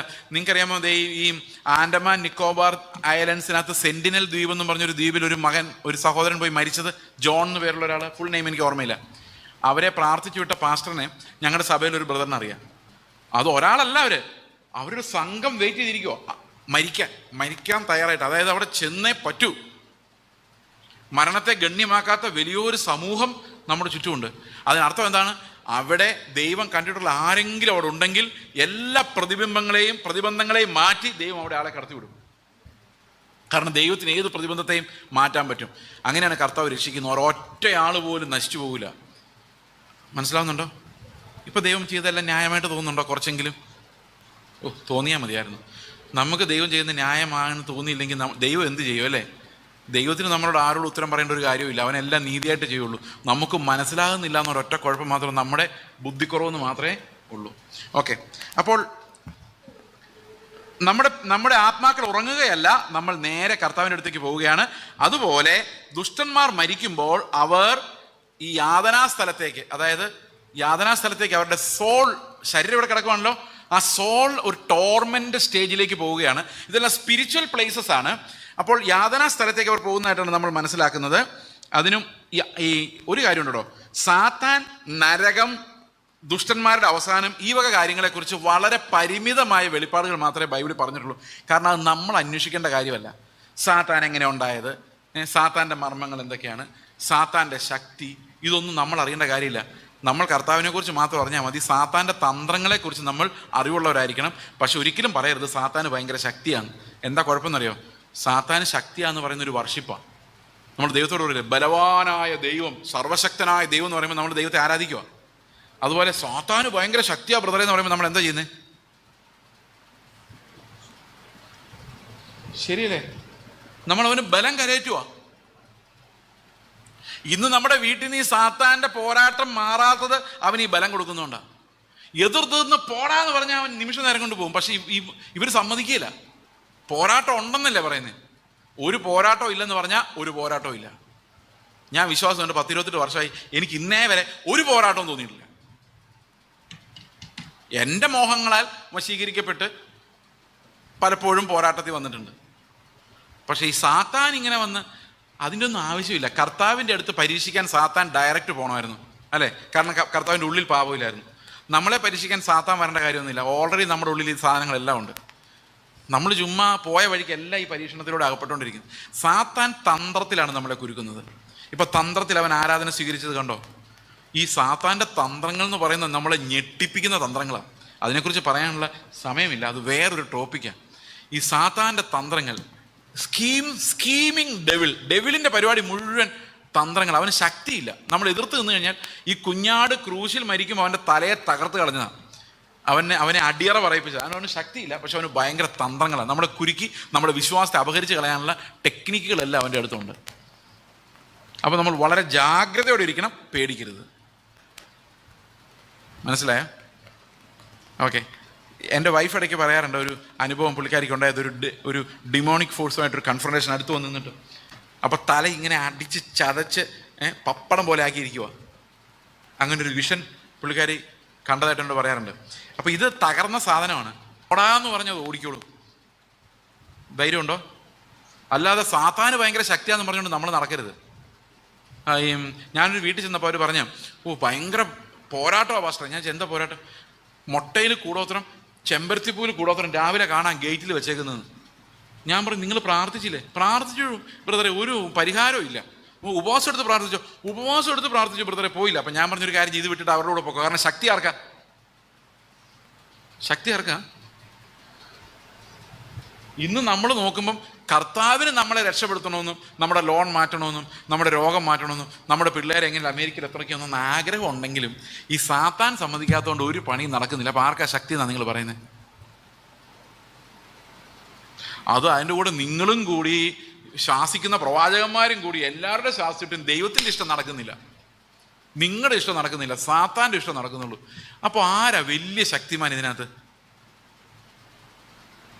എന്തൊരു മണ്ടത്തരമല്ലേ! കർത്താവ് അറിയാതെ നമ്മുടെ തലമുടിയുടെ ഒരു നാര് പോലും താഴെ വീഴുകയില്ല. ഓക്കെ, ഇനി ഒരു പ്രധാനപ്പെട്ട 1-2 മരണത്തെക്കുറിച്ചുള്ള 1-2 വിഷയങ്ങളിലേക്ക് നമ്മൾ വരാൻ പോവുകയാണ്. അതിനു മുമ്പ് ഇതൊന്ന് കൺക്ലൂഡ് ചെയ്തിട്ട് അങ്ങോട്ട് വരാം. ഓക്കെ, അപ്പോൾ വിശ്വസിക്കാത്തവരുടെ ന്യായവിധി ഇപ്പോൾ തന്നെ വന്നു ഇരിക്കുന്നതാണ് ബൈബിൾ പറയുന്നത്. അതായത് ദേ ഓൾറെഡി സ്റ്റാർട്ടഡ് ദാറ്റ് പണിഷ്മെൻറ്റ്. അപ്പോൾ ഈ ന്യായവിധി വരുന്നതിൻ്റെ ഒരു അടയാളമാണ്. പണ്ട് ഈ പോൾ വാഷർ എന്ന് പറഞ്ഞൊരു പ്രസംഗമുണ്ട്. നിങ്ങൾക്ക് പറ്റുവാണെങ്കിൽ ഇംഗ്ലീഷ് അറിയാമെങ്കിൽ കേൾക്കണം. അത് അമേരിക്കയിലുള്ള ഒരു പ്രസംഗകനാണ്, ഭയങ്കര പവർഫുൾ ആയിട്ടുള്ളൊരു പ്രസംഗകനാണ്. അദ്ദേഹം ഇപ്പം ഹാർട്ടിന് പ്രോബ്ലമായിട്ട് റെസ്റ്റിങ്ങിലാണ്. യൂട്യൂബിൽ പോൾ W നടിക്കുമ്പോഴേക്കും ഒരു ഇഷ്ടം പോലെ വീഡിയോസ്. അദ്ദേഹം ഒരു മിഷണറി കൂടിയാണ്. പെറു, ഇങ്ങനെ ലാറ്റിൻ അമേരിക്കൻ രാജ്യങ്ങളിൽ സ്ട്രീറ്റിൽ നിന്ന് പ്രസംഗിക്കുന്ന അദ്ദേഹത്തിന് ഹൈദരാബാദിലൊക്കെ വർക്കുണ്ട്. കണ്ട വളരെ യങ്ങായിട്ട് തോന്നും, പക്ഷേ മിഡിൽ ഏജ്ഡാണ്. വളരെ നല്ല ഒരു ശുശ്രൂഷയാണ് പോൾ വാഷർ എന്ന് പറയുന്ന ആൾ. അപ്പോൾ അദ്ദേഹം ഒരിക്കൽ പറഞ്ഞാണ്, നിങ്ങളൊരു പക്ഷേ ചിന്തിക്കുമായിരിക്കും ഈ പ്രോസ്പെരിറ്റി തിയോളജി, ഈ പാസ്റ്റർമാർ ചൂഷണം ചെയ്യുന്നു, അവരുടെ എല്ലാം മുമ്പിൽ ഇരുന്ന് ഇങ്ങനെ ആളുകൾ പോയിരുന്ന് അവർ ഇത്രയും പേര് നശിച്ചു പോവാണല്ലോ എന്ന് നിങ്ങൾ വിചാരിച്ച് വിഷമിക്കേണ്ട കാര്യമൊന്നുമില്ല. കാരണം സ്റ്റേജിൽ നിൽക്കുന്നവനും ഈ കേൾക്കാനിരിക്കുന്നവരും അന്വേഷിക്കുന്ന കർത്താവിനെ അല്ല. എന്താ അന്വേഷിക്കുന്നത്? സ്റ്റേജിൽ നിൽക്കുന്നവൻ പോപ്പുലാരിറ്റി, പണം. ഇരിക്കുന്നവരെന്താ അന്വേഷിക്കുന്നത്? വിടുതൽ, പൈസ, ജോലി. അപ്പോൾ കർത്താവിനെ അന്വേഷിക്കാത്ത ഒരു കൂട്ടം ജനത്തിന് അവർക്ക് പറ്റിയ ശുശ്രൂഷകരെ കൊടുത്തിട്ട് അവർക്ക് ന്യായവിധി സ്റ്റാർട്ട് ചെയ്ത് തന്നെ കഴിഞ്ഞു എന്നാണ് തിമോഥെയോസിന്റെ ലേഖനത്തിൽ പറയുന്നത്. അവരെ ഈ വഞ്ചനയ്ക്ക് ഇരയാകാൻ തക്കവണ്ണം ദൈവം അവരെന്ത് ചെയ്തു? ഇതിന് ഏൽപ്പിച്ചു കൊടുക്കുമായിരുന്നു. അതായത് അതൊരു പണിഷ്മെൻറ്റിൻ്റെ ഭാഗമാണ്, ജഡ്ജ്മെൻറ്റിൻ്റെ ഭാഗമാണ്. നമുക്കിത് ബോഷ്ക്ക് കേൾക്കേണ്ടി വരുന്നതും അത് വിശ്വസിക്കേണ്ടി വരുന്നതും. ഓക്കെ ആണോ? സമ്മതിച്ചോ? ഓക്കെ, ഇനി നമുക്ക് മാന്യമായി എങ്ങനെ മരിക്കാം എന്നൊരു ചോദ്യത്തിലേക്ക് നമ്മൾ വരിക. നിങ്ങൾക്ക് എത്ര പേർക്ക് ആഗ്രഹമുണ്ട് മാന്യമായി മരിക്കണമെന്ന്? കോവിഡ് ഒന്ന് വിളിച്ച് മരിച്ചാൽ മാന്യമായ മരണമാണോ? വണ്ടി ഇടിച്ച് മരിച്ച, ആൾക്കാർ തല്ലിക്കൊന്ന, ഏതാ മാന്യമായ മരണം? ചില ആൾക്കാർ പറയാറുണ്ട് ആക്സിഡൻ്റ് ഉണ്ടായി മരിച്ചാൽ അത് മാന്യമായ മരണമല്ല, അത് ശാപമാണ്. പക്ഷെ എനിക്കൊരു പ്രശ്നം ഇതാണ്, ബൈബിളിൽ എവിടെയാണ് അങ്ങനെയുള്ളത്? ലോകത്തിൽ ഏറ്റവും അറിയപ്പെടുന്ന സത്യം മാത്രം പ്രവചിച്ച ഒരു പ്രവാചകൻ, അദ്ദേഹത്തിൻ്റെ പേര് ഞാൻ മറന്നുപോയി, അദ്ദേഹത്തിൻ്റെ പേര് മറക്കാൻ പാടില്ലായിരുന്നു. നിക്കി ക്രൂസ്, ആർക്കെങ്കിലും അറിയാമോ നിങ്ങൾക്ക്? അദ്ദേഹം ഒരു ആക്സിഡൻറ്റിലാണ് മരിച്ചത്. ഈ അടുത്തിടെ പ്രായമായിട്ടാണ് മരിച്ചത്. എൻ്റെ പേര് ഓർക്കാൻ പറ്റാത്തൊരു ഭയങ്കര കഷ്ടമാണല്ലോ. എനിവേ, അപ്പോൾ ഒത്തിരി ശുശ്രൂഷകർ ആക്സിഡൻറ്റ് മരിക്കുന്നുണ്ട്, പ്രായമായി മരിക്കുന്നുണ്ട്. ഓക്കെ, അതുപോലെ എന്താ പറയുന്നത്, രോഗം വന്ന് മരിക്കുന്നുണ്ട്. ഏറ്റവും നല്ല മരണം ഏതാ? പ്രസംഗിച്ചുകൊണ്ടിരിക്കുമ്പോൾ മരിക്കുക. അന്നേരം പറയൂ, പ്രസംഗിച്ച് ശുശ്രൂഷയുടെ നടുവിൽ തന്നെ കർത്താവിൻ്റെ അടുത്തേക്ക് പോകാൻ പറ്റി. പ്രിയ സഹോദരങ്ങളെ, എങ്ങനെ വേണേലും മരിക്കാം. വൃത്തികേട് കാണിച്ചിട്ട് നാട്ടുകാർ തല്ലിക്കൊല്ലായിരുന്നാൽ മതി. മനസ്സിലായോ? കയ്യിലിരിപ്പ് കാരണം നാട്ടുകാർ ഓടിക്കുമ്പം കുഴിയിൽ വീണ് മരിക്കുക, അങ്ങനെയുള്ള വൃത്തികെട്ട മരണങ്ങളൊന്നും നമുക്ക് പാടില്ല. അതുപോലെ തന്നെ എന്താ പറയുന്നത്, തല്ലിപ്പൊളി ആയിട്ട് ജീവിച്ചിട്ട് അവസാനം പോലീസ് പിടിച്ചുകൊണ്ട് പോവുക, ഇങ്ങനെയുള്ള പരിപാടികളിൽ അകപ്പെടാതെ നമുക്ക് എങ്ങനെ വേണമെങ്കിലും സമാധാനമായി മരിക്കാം. എങ്ങനെ മരിച്ചാലും എപ്പം മരിച്ചാലും കർത്താവിൻ്റെ സന്നിധിയിൽ വിശ്വസിക്കുന്ന എല്ലാവരും എത്തും. അതുകൊണ്ട് മാന്യമായി മരിക്കുക എന്ന് പറഞ്ഞാൽ എൻ്റെ അർത്ഥം വിശുദ്ധീകരണത്തിൽ മരിക്കുക എന്നാണ്. We need to be sanctified when we die. പണ്ടൊരു പ്രസംഗം എന്നോട് എറണാകുളത്ത് എപ്പോഴും പറയുമായിരുന്നു, ആക്സിഡൻറ്റിൽ മരിക്കുന്നത്, പേര് പറയല്ല, ആക്സിഡൻറ്റ് മരിക്കുന്നത് ശാപമാണ്. പക്ഷെ അദ്ദേഹം ആക്സിഡൻറ്റിലാണ് മരിച്ചത്. അത് ദൈവം തന്നെ അത് ചെയ്യിപ്പിച്ചതാണ്. കാരണം ഒത്തിരി ആളുകളുടെ ജീവിതത്തിലേക്ക് അസമാധാനം ഉണ്ടാക്കുന്ന ഒരു ഉപദേശം അത്.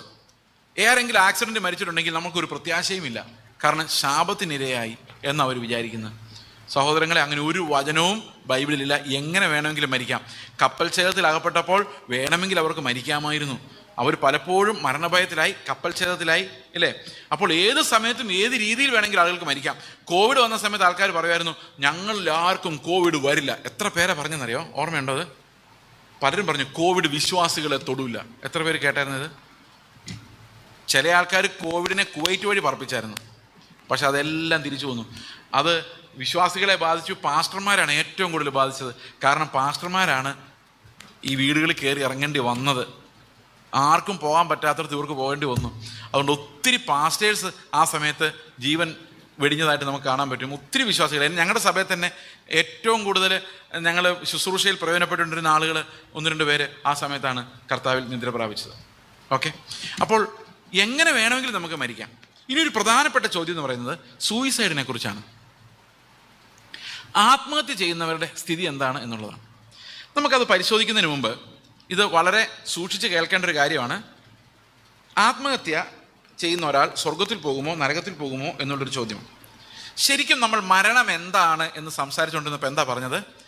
നമ്മുടെ ആത്മാവും മൈൻഡും കൂടെ ഒന്നായിട്ട് കർത്താവിൻ്റെ അടുക്കിലേക്ക് പോകുന്നതിനെയാണ് നമ്മൾ എന്ത് പറയുന്നത്? മരണം എന്ന് പറയുന്നത്, അല്ലേ? അങ്ങനെയല്ലേ പറഞ്ഞത്? അപ്പോൾ കർത്താവിൻ്റെ അടുത്തേക്ക് എന്തൊക്കെയാണ് പോകുന്നത്? Mind and soul. അത് ഒരേ തോട്ട് പ്രോസസ്സിലേക്കാവും ഒരു വിശ്വാസിയുടെ മരണത്തിൽ സംഭവിക്കുന്നത്. മനസ്സിലാവുന്നുണ്ടോ ഞാൻ പറയുന്നത്? അപ്പം എൻ്റെ മൈൻഡിന് എന്തിനോട് ഒബ്ജക്ഷൻ ഇല്ല, സ്പിരിറ്റ് പറയുന്ന ഒന്നിനോട് ഒബ്ജക്ഷൻ ഇല്ല. ഈ മരിക്കുന്ന സമയത്ത് എല്ലാ വിശുദ്ധന്മാരും അങ്ങനെയാണ്, മിക്കവാറും എല്ലാവരും. അതായത് മൈൻഡ് അങ്ങോട്ട് എഗ്രി ചെയ്യും, പോകാൻ റെഡിയാവും. അതുവരെ മസിലൂടെ ഇരുന്നവരെല്ലാം ആ സമയമാകുമ്പോൾ പോകാൻ റെഡിയാവും. അതാണ് ആ mind agreeing with the spirit. Come let us go എന്നുള്ള ശബ്ദം ഈ മൈൻഡ് കേൾക്കുക. അത് മൈൻഡിന് ഭയങ്കര ആശ്വാസമാണ്. അപ്പോൾ ആത്മാവിൻ്റെ ശബ്ദമാണ് എന്ത്? വാ നമുക്ക് പോകാം എന്നുള്ളത്, അല്ലേ? ആണോ? അല്ലേ? ഓക്കെ, അപ്പോൾ സൂയിസൈഡിലുള്ള പ്രോബ്ലം എന്ന് പറയുന്നത് സ്പിരിറ്റ് പറയുന്നതല്ല, മൈൻഡ് കേൾക്കുന്നത്. മനസ്സിലാകുന്നുണ്ടോ? സ്പിരിറ്റ് പറയുമോ പോയി ചാവാന്ന്? ഒരിക്കലും പറയില്ല. അപ്പോൾ മൈൻഡ് ഈ മരണം സ്വീകരിക്കുന്ന സ്പിരിറ്റിൻ്റെ അഡ്വൈസിലല്ല, മൈൻഡിൻ്റെ ഇൻഡിപെൻഡൻസിലാണ്. അതായത് മൈൻഡ് എന്തിനോട് എഗ്രി ചെയ്യുന്നില്ല? ഈ ആത്മാവിനോട് ഒട്ടും എഗ്രി ചെയ്യുന്നില്ല. അപ്പോൾ ശരിക്കും സൂയിസൈഡ് ചെയ്യുമ്പോൾ സംഭവിക്കുന്നത് we are denying the sanctification and salvation. അതായത് ആത്മാവിനെ നിഷേധിക്കുകയാണ് സൂയിസൈഡിലൂടെ ഒരാൾ ചെയ്യുന്നത്. മനസ്സിലാവുന്നുണ്ടോ? നിങ്ങളിങ്ങനെ മിണ്ടാതിരിക്കുന്നുണ്ട് മനസ്സിലാവും. എനിക്ക് ഒന്നാമത് എല്ലാവരുടെ മുഖം കാണാനും പറ്റുന്നില്ല. കാഴ്ചയുടെ കുറവാണോ? ഇത് കണ്ണാടി മുഴുവൻ പുകയാണ്, അതുകൊണ്ട് ഇത് വെച്ചിട്ടും വലിയ കാര്യമില്ല. ഓക്കെ, അപ്പോൾ ഈ സൂയിസൈഡിൽ വരുന്നത് conflict, spirit and mind conflict ആണ്. അതായത് ആത്മാവിൽ ജീവനുള്ളവർക്ക്. അപ്പം ശരിക്കും പറഞ്ഞാൽ ഒരു വിശ്വാസിയുടെ എൻ്റെ സൂയിസൈഡ് ആവുക എന്ന് പറയുന്നത് ഇറ്റ്സ് നോട്ട് പോസിബിൾ. കാരണം ഒരു സ്പിരിറ്റ് ഉള്ളിൽ സംസാരിക്കുന്ന ഒരാൾക്ക് ഒരിക്കലും എന്ത് ചെയ്യാൻ പറ്റില്ല, ഈ മൈൻഡ് ഇൻഡിപെൻഡൻ്റ് ആയിട്ട് മരണത്തിലേക്ക് പോകാൻ സാധിക്കില്ല. കാരണം അവൻ ആത്മാവിനാൽ നിയന്ത്രിക്കപ്പെടുന്നവനാണ് നമ്മൾ വീണ്ടും ജനിച്ചവനെന്ന് പറയുന്നത്. എന്നാൽ വിധിക്കരുത്. ഒരാൾ സൂയിസൈഡ് ചെയ്തൊരു സ്ഥലത്ത് നിങ്ങൾ ചെന്നു എന്ന് വിചാരിച്ചോ, അവിടെയും വിധിക്കാതിരിക്കുന്നതാണ് എനിക്കിഷ്ടം. അവർ മിക്കവാറും പെരുഷ ചെയ്ത് കാണുമായിരിക്കും, പക്ഷെ എന്നാൽ പോലും നമുക്ക് വിധിക്കാനുള്ള അവകാശമില്ലാത്തതിന് ഒരു കാരണമുണ്ട്. അതെന്താ കാരണം എന്ന് വെച്ച് കഴിഞ്ഞാൽ, ഒത്തിരി ആളുകൾക്കും ഈ സിക്കായിട്ടുള്ള മൈൻഡുണ്ട്. അതായത് മാനസികമായ പ്രശ്നം. മാനസിക പ്രശ്നം എന്ന് പറഞ്ഞു കഴിഞ്ഞാൽ ഈ ബൈപ്പോളാർ പോലെയുള്ള, അതായത് മൈൻഡിന് ചില ഹോർമോണുകൾ കാരണം, ചില കെമിക്കൽ ഫ്ലോ കാരണം മൈൻഡിന് ഓർഡർലി ആയിട്ട് ചിന്തിക്കാൻ പറ്റാത്ത രോഗമുള്ളവരുണ്ട്. ദുരാത്മാവ് ബാധിച്ചവരുണ്ട്. ദുരാത്മാവ് ബാധിച്ചവർ എന്തായാലും നരകത്തിലേ പോകത്തുള്ളൂ. ഈ ദുരാത്മാവും മനോരോഗവും രണ്ടും രണ്ടാണ്. കേൾക്കുന്നുണ്ടോ? ഒരു വലിയ പങ്ക് മനോരോഗം എന്ന് പറയുന്നതും ദുരാത്മാവാണ്. കാരണം ഈ മനോരോഗമുള്ള 1-2 പേരിൽ നിന്നും ഈ ഈവിൽ സ്പിരിറ്റ് പോകുന്നത് ഞങ്ങൾ കണ്ടിട്ടുണ്ട്. അത് കഴിഞ്ഞപ്പോൾ അവർ നോർമൽ ആവുകയും ചെയ്തിട്ടുണ്ട്. ഓക്കെ, എന്നാൽ ഞങ്ങളുടെ ചർച്ചിലൊരു ഡോക്ടറുണ്ട്. ഈ ഡോക്ടർ സൈക്കാട്രിസ്റ്റാണ്. അദ്ദേഹം ഒരു ദിവസം അദ്ദേഹത്തിൻ്റെ കൺസൾട്ടിങ് റൂമിൽ ഒരു ആൾ വന്നു. പുള്ളി പറഞ്ഞത് ഇദ്ദേഹത്തിനെ ഈ മനോരോഗമല്ല എന്ന് പുള്ളി ഒന്ന് ജഡ്ജ് ചെയ്തു, ഡിസൈൻ ചെയ്തു. എന്നിട്ട് പുള്ളി പറഞ്ഞു, കട്ടിലെ കിടക്കാൻ പറഞ്ഞു. കിടന്നു. കിടന്നു ഇരുന്നു. യേശുവിൻ്റെ നാമത്തിൽ പുറത്തു പോകാൻ പറഞ്ഞു. നീ ആരാന്ന് ചോദിച്ചു. പുറത്തു പോകാൻ പറഞ്ഞു. പുറത്തു പോയി. ഞാൻ സൗഖ്യമായിട്ട് എഴുന്നേറ്റ് പോയി. അപ്പോൾ ബോത്ത് ഹാപ്പൻസ്. ഇത് 2 തരത്തിലുള്ള ആൾക്കാരെ നമ്മൾ വിവേചിക്കണം. എല്ലാം ദുരാത്മാവല്ല, ചിലത് ദുരാത്മാവാണ്. ആ ദുരാത്മാവ് വന്നു കഴിഞ്ഞാൽ അത് ഉറപ്പായിട്ടും കർത്താവിൻ്റെ ആത്മാവും ദുരാത്മാവും കൂടെ ഒന്നിച്ചിരിക്കത്തില്ല, ഒന്നേ ഇരിക്കുള്ളൂ, അല്ലേ? കർത്താവിൻ്റെ ആത്മാവുള്ള ഒരാളെ ദുരാത്മാവിനെ സ്വാധീനിക്കാം, ആക്രമിക്കാം, ഉപദ്രവിക്കാം, സപ്രസ് ചെയ്യാം, പക്ഷെ പൊസസ് ചെയ്യാൻ പറ്റത്തില്ല. ഉപദ്രവിച്ചുകൊണ്ടിരിക്കാം, ഓക്കെ, പുറമേ നിന്ന് ആക്രമിക്കാം, പക്ഷെ അകത്ത് പൊസസ് ചെയ്യാൻ പറ്റില്ല. വീണ്ടും ജനിച്ച ആത്മാവ് ഉള്ളിലുള്ള ആത്മാവിൽ, ക്രിസ്തുവിൻ്റെ ആത്മാവിലാണ് അയാൾ നിറയുന്നതെങ്കിൽ അയാളുടെ ഉള്ളിൽ ദുരാത്മാവിന് ചേർന്ന് വസിക്കാൻ സാധിക്കില്ല. കാരണം ക്രിസ്തുവിനും ബലയാമിനും തമ്മിൽ യാതൊരു കൂട്ടായ്മയില്ല, ഇരുളിനും വെളിച്ചത്തിനും തമ്മിൽ ഒരു കൂട്ടായ്മ. എന്നാൽ പള്ളിയിൽ വരുന്ന ആരാധിക്കുന്ന എല്ലാവരും വീണ്ടും ജനിച്ചവരല്ല, എല്ലാവരുടെ ഉള്ളിലും ആത്മാവില്ല. അതുകൊണ്ട് ദുരാത്മാബാധ ഉള്ളവരും ഇവിടെ കാണാം, സഭയ്ക്കകത്ത് കാണാം. ഓക്കെ, അപ്പോൾ ആത്മഹത്യയെക്കുറിച്ച് ഒരു കാര്യം നമ്മൾ പറയുമ്പോൾ അത് 100% പരാജയവും ദൈവത്തിനെതിരെ ഉള്ളതും രക്ഷക്കെതിരെയുള്ളതും സാങ്ക്ടിഫിക്കേഷനെതിരെ ഉള്ളതുമാണ് നമ്മൾ തിയററ്റിക്കലി മനസ്സിലാക്കുമ്പം തന്നെ ഏതെങ്കിലും ഒരു മനുഷ്യൻ ഒരു പെട്ടെന്നൊരു വിഭ്രാന്തിയിൽ, കൺട്രോളില്ലായ്മയിൽ അങ്ങനെ ചെയ്തു പോയതാണോ എന്നുള്ള കാര്യം ഞാൻ ഒരു എക്സാമ്പിൾ പറഞ്ഞു കഴിഞ്ഞാൽ, ഒരു പെൺകുട്ടി 16-17 വയസ്സാണെന്ന് എനിക്ക് കൃത്യമായിട്ട് ഓർക്കുന്നില്ല, ഏജ് ഓർക്കുന്നില്ല. അവർ വളരെ നാളുകളായിട്ട് വിശ്വാസത്തിൽ ജീവിച്ച ആ കുട്ടിയും ഭയങ്കര വിശ്വാസം. ഇപ്പോൾ പുള്ളിയുടെ ഡയറിയിൽ ഇങ്ങനെ എഴുതി വെച്ചിട്ടുണ്ട്, കർത്താവ് എനിക്ക് വേണ്ടി മരിച്ചു എന്നൊക്കെ എഴുതി. ഭയങ്കര ഡീപ്ലി സ്പിരിച്വൽ ആയിരുന്നു. പക്ഷേ ഇടയ്ക്കിടയ്ക്ക് പുള്ളിക്കാരി ഡയറിയിൽ എഴുതിയിട്ടുണ്ട്, എനിക്കൊന്നുമില്ലാതെ ചുമ്മാ ഇരിക്കുമ്പോൾ സൂയിസൈഡൽ ടെൻഡൻസി ഉണ്ടാകുന്നു, എന്ത് ചെയ്യണമെന്ന് അറിയത്തില്ല. അങ്ങനെ ഒരു ദിവസം സുപ്രഭാതത്തിൽ ആളങ്ങ് സൂയിസൈഡ് ചെയ്തു. അപ്പനും അമ്മയും ഷാറ്റേഡായിപ്പോയി. അവിടെ വരുന്നവർ എന്താ പറയുന്നത്, കൊച്ചു നരകത്തിൽ പോയി എന്നാണ് പറയുന്നത്. ഇത് എന്തോ ചെയ്യാനാ? അപ്പോൾ ഇതുപോലെയുള്ള ട്രാജഡികൾ പലപ്പോഴും ഭവനങ്ങളിൽ സംഭവിക്കുന്നുണ്ട്. അതുകൊണ്ട് അങ്ങനെയുള്ള സന്ദർഭങ്ങളിൽ നിങ്ങൾ കുറച്ച് കരുണയുള്ളവരായിരിക്കണമെന്നും എടുത്തു ചാടി വിധി പ്രസ്താവിക്കരുതെന്നും അത് ദൈവത്തിന് വിടണമെന്നും ഞാൻ മനുഷ്യൻ്റെ കരുണയ്ക്ക് വേണ്ടി അപേക്ഷിക്കുന്നു. അതുകൊണ്ട് ആത്മഹത്യ ചെയ്താൽ അത് തീർച്ചയായിട്ടും രക്ഷയ്ക്കെതിരാണ്, അത് നരകത്തിൽ പോകുന്നത് തന്നെയാണ് അതിൻ്റെ ഉത്തരം. പക്ഷെ ചില സന്ദർഭങ്ങളിൽ നമ്മൾ മിണ്ടാതിരിക്കേണ്ടതും ദൈവത്തിന് ആ ജഡ്ജ്മെൻറ്റ് വിടേണ്ടതും ആവശ്യമാണ് എന്നും കൂടെ ഞാൻ കരുതുന്നു. ഓക്കെ,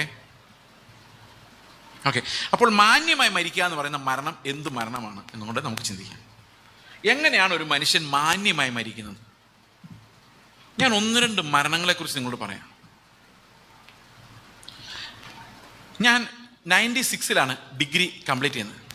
എന്നിട്ട് ഞാൻ ഒരു MBBS-ൻ്റെ എൻട്രൻസ് എഴുതണമെന്ന് എനിക്ക് ഭയങ്കര ആഗ്രഹമായിരുന്നു. ഡിഗ്രി കഴിഞ്ഞിട്ട് ഒരു ട്രയൽ നോക്കാം എന്ന് ഞാൻ ചിന്തിച്ചു. കാരണം എൻ്റെ അപ്പൻ്റെ വലിയ ആഗ്രഹമായിരുന്നു എന്നെ MBBS എടുപ്പിക്കും. അപ്പോൾ ആ സമയത്താണ് ഈ കർത്താവിൻ്റെ വേലയ്ക്ക് ഞാൻ ഇറങ്ങുന്നത്. അപ്പോൾ ഈ MBBS-ന് എൻട്രൻസിന് പഠിച്ചുകൊണ്ടിരുന്ന സമയത്ത് എൻ്റെ ഒരു കസിൻ, അതായത് അമ്മയുടെ ആങ്ങളുടെ മകൻ, ഒരു പാരലൽ കോളേജ് നടത്തുന്നുണ്ട്. അപ്പോൾ അദ്ദേഹം എന്നോട് പറഞ്ഞു, ഈ പാരലൽ കോളേജിൽ പഠിപ്പിക്കാൻ വരാമോ എന്ന് ചോദിച്ചു. അപ്പം ഞാൻ ഇങ്ങനെ ഈ പാരലൽ കോളേജിൽ 1 മണിക്കൂർ, രാവിലെ 1-2 മണിക്കൂർ പഠിപ്പിക്കാനായിട്ട്. അപ്പോൾ ഈ സമയത്ത് ഞാനൊരു നിങ്ങൾക്ക് എല്ലാവർക്കും ആളെ അറിയാമായിരിക്കും, ഞാൻ പറഞ്ഞു വരുന്ന ആളെ അറിയാമായിരിക്കും. അദ്ദേഹം ഷാരോനിലെ ഒരു ശുശ്രൂഷകൻ പറയാൻ പറ്റത്തില്ല, ഈ മണക്കാലെ വന്ന് ബീഡി എടുത്ത ഒരു അപ്പച്ചനാണ്.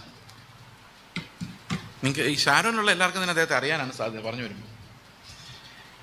ഇദ്ദേഹം ഞാനുമായിട്ടൊരു ഭയങ്കര ഫ്രണ്ട്ഷിപ്പായി. അദ്ദേഹത്തിന് 67 വയസ്സ്, എനിക്ക് 20 വയസ്സ്. അപ്പോൾ എവിടെ പോയാലും ഞങ്ങൾ ഒന്നിച്ചാണ് പോകുന്നത്.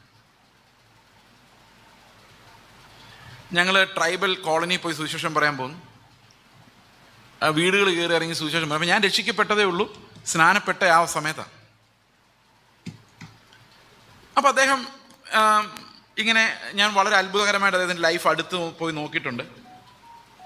ഒരു ജൂബ, ഒരു മുണ്ട്, ഒരു തുണിസഞ്ചി, അതിനകത്തൊരു ബൈബിള്, ആ തുണിസഞ്ചിയിൽ ഒരു എക്സ്ട്രാ ക്ലോത്ത്, അത് മാത്രമേ ഉള്ളൂ പുള്ളിക്ക്, വേറെ ഒന്നുമില്ല. ഒരു ബുക്ക്, ഒരു പേന. എവിടെയെങ്കിലും പോയി കഴിഞ്ഞാൽ പുതിയ ജൂബ എടുത്തിട്ട് ഇത് അലക്കിയിടും, പുള്ളി തന്നെ അലക്കിയിടും. എവിടെയെങ്കിലും പോയാൽ കട്ടിൽ വേണ്ട, ബെഡ് വേണ്ട, തലന വേണ്ട, പായിൽ കിടക്കും. ആരെയും ബുദ്ധിമുട്ടിക്കരുത്, ഒരു തുണി പോലും എടുക്കത്തില്ല, എല്ലാ പണിയും തന്നെ ചെയ്യും. അങ്ങനെ ഞങ്ങൾ ഭയങ്കര കൂട്ടായിരുന്നു. പക്ഷെ ഒരു കാര്യമുണ്ട്, ഇദ്ദേഹം എവിടെ ചെന്നാലും ആ ചുറ്റുമുള്ള ആൾക്കാർ, ഹിന്ദുക്കളായാലും മുസ്ലിങ്ങളെല്ലാം എഴുന്നേറ്റ് നിൽക്കും. ഭയങ്കര വിനയം, ഹമ്പിൾ. അതൊരു ജെന്യുവിൻ ഹമ്പിൾനെസ്, അഭിനയമല്ല. അത് ആൾക്കാർ കാണുമ്പോഴും മനസ്സിലാവും. എല്ലാവരും ഭയങ്കര സ്നേഹം, മോനെ എന്ന് വിളിച്ച വർത്താനം പറയുള്ളൂ.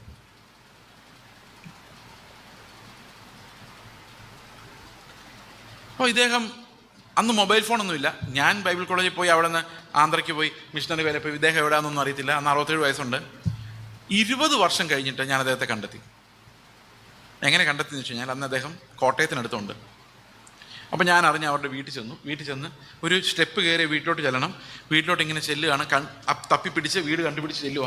ചെന്നപ്പം അകത്തെ വിൻഡോയിൽ നിന്ന് ഈ അപ്പച്ചൻ എന്നെ നോക്കിയിട്ട് പെട്ടെന്ന് വടിയും കുത്തിപ്പിടിച്ച് വെളിയിലോട്ട് ഇറങ്ങി വന്നിട്ട് എന്നോട് ചോദിച്ചു, മോനെ എത്ര നാളായി കണ്ടിട്ട്. ഞാൻ ചോദിച്ചു, അപ്പച്ചൻ എന്നെ ഓർക്കുന്നുണ്ടോ എന്ന് ചോദിച്ചപ്പം അപ്പച്ചൻ എന്നോട് പറയാം, കഴിഞ്ഞ 20 വർഷമായിട്ട് ഞാൻ മോനെക്കുറിച്ച് പ്രാർത്ഥിക്കാത്ത ഒരൊറ്റ ദിവസം പോലും ഇല്ല. 20 years. ഞാൻ മറന്നുപോയായിരുന്നു. എന്നിട്ട് അദ്ദേഹം ഞങ്ങളുടെ വീട്ടിൽ വന്ന് 2 ആഴ്ച താമസിച്ചു, എറണാകുളത്ത് വന്ന്. ആ വീഡിയോ ഒക്കെ ഞങ്ങൾ എടുത്ത് വെച്ചിട്ടുണ്ട്. പുള്ളി തന്നെ ഇരുന്ന് തുണി അലക്കുക. അപ്പോൾ എൻ്റെ വൈഫ് എന്ന് പറഞ്ഞു, ഞാൻ അലക്കിത്തരാമെന്ന് പറയുമ്പം അപ്പച്ചൻ പറയും, കർത്താവ് എനിക്ക് തന്ന ആരോഗ്യത്തിനൊരു വർഷിപ്പാണിത്. ദൈവത്തെ ഞാൻ സ്തോത്രം ചെയ്തുകൊണ്ടാണ് അലക്കുന്നത്. ദൈവമേ എനിക്ക് ആരോഗ്യം തന്നതിന് സ്തോത്രം എന്നും പറഞ്ഞുകൊണ്ടാണ് അലക്കുന്നത്. അപ്പോൾ അത് എൻ്റെ ഒരു സന്തോഷമാണെന്ന് പറഞ്ഞു. അദ്ദേഹത്തോട് ഒരിക്കൽ ഞങ്ങളുടെ വീട്ടിൽ ഒരു സഭായോഗം നടക്കുകയാണ്. അപ്പോൾ അദ്ദേഹത്തോട് ഞാൻ പറഞ്ഞു, 5 മിനിറ്റ് സംസാരിക്കുമെന്ന് ചോദിച്ചു. പുള്ളി പറഞ്ഞു, ഇനി ഓക്കെ എന്ന് പറഞ്ഞു. അപ്പോൾ 8:30 തുടങ്ങിയ സംസാരം പിന്നെ തീരുന്ന 11:30. അത് പുള്ളി നിർത്താത്തതല്ല, ആൾക്കാർ നിർത്താൻ സമ്മതിക്കാത്തതാണ്. ചോദ്യങ്ങൾ. അപ്പോൾ ഒരാൾ ചോദിച്ചു, നിങ്ങളൊരു സ്വാതന്ത്ര്യ സമര സേനാനിയായിരുന്നു, ഒരു അധ്യാപകനായിരുന്നു, ഒരു ഭർത്താവായിരുന്നു, മകനായിരുന്നു, അപ്പനായിരുന്നു, അപ്പച്ചനായിരുന്നു, സുവിശേഷകനായിരുന്നു. ഇതിലേതെങ്കിലും ഒരു റോള് ഭംഗിയായി ചെയ്തു എന്ന് പറയാൻ പറ്റുമോ എന്ന് ഒരു മനഃശാസ്ത്രജ്ഞനുണ്ടെന്ന് ഞാൻ പറഞ്ഞില്ല. അദ്ദേഹം ചോദിച്ചു.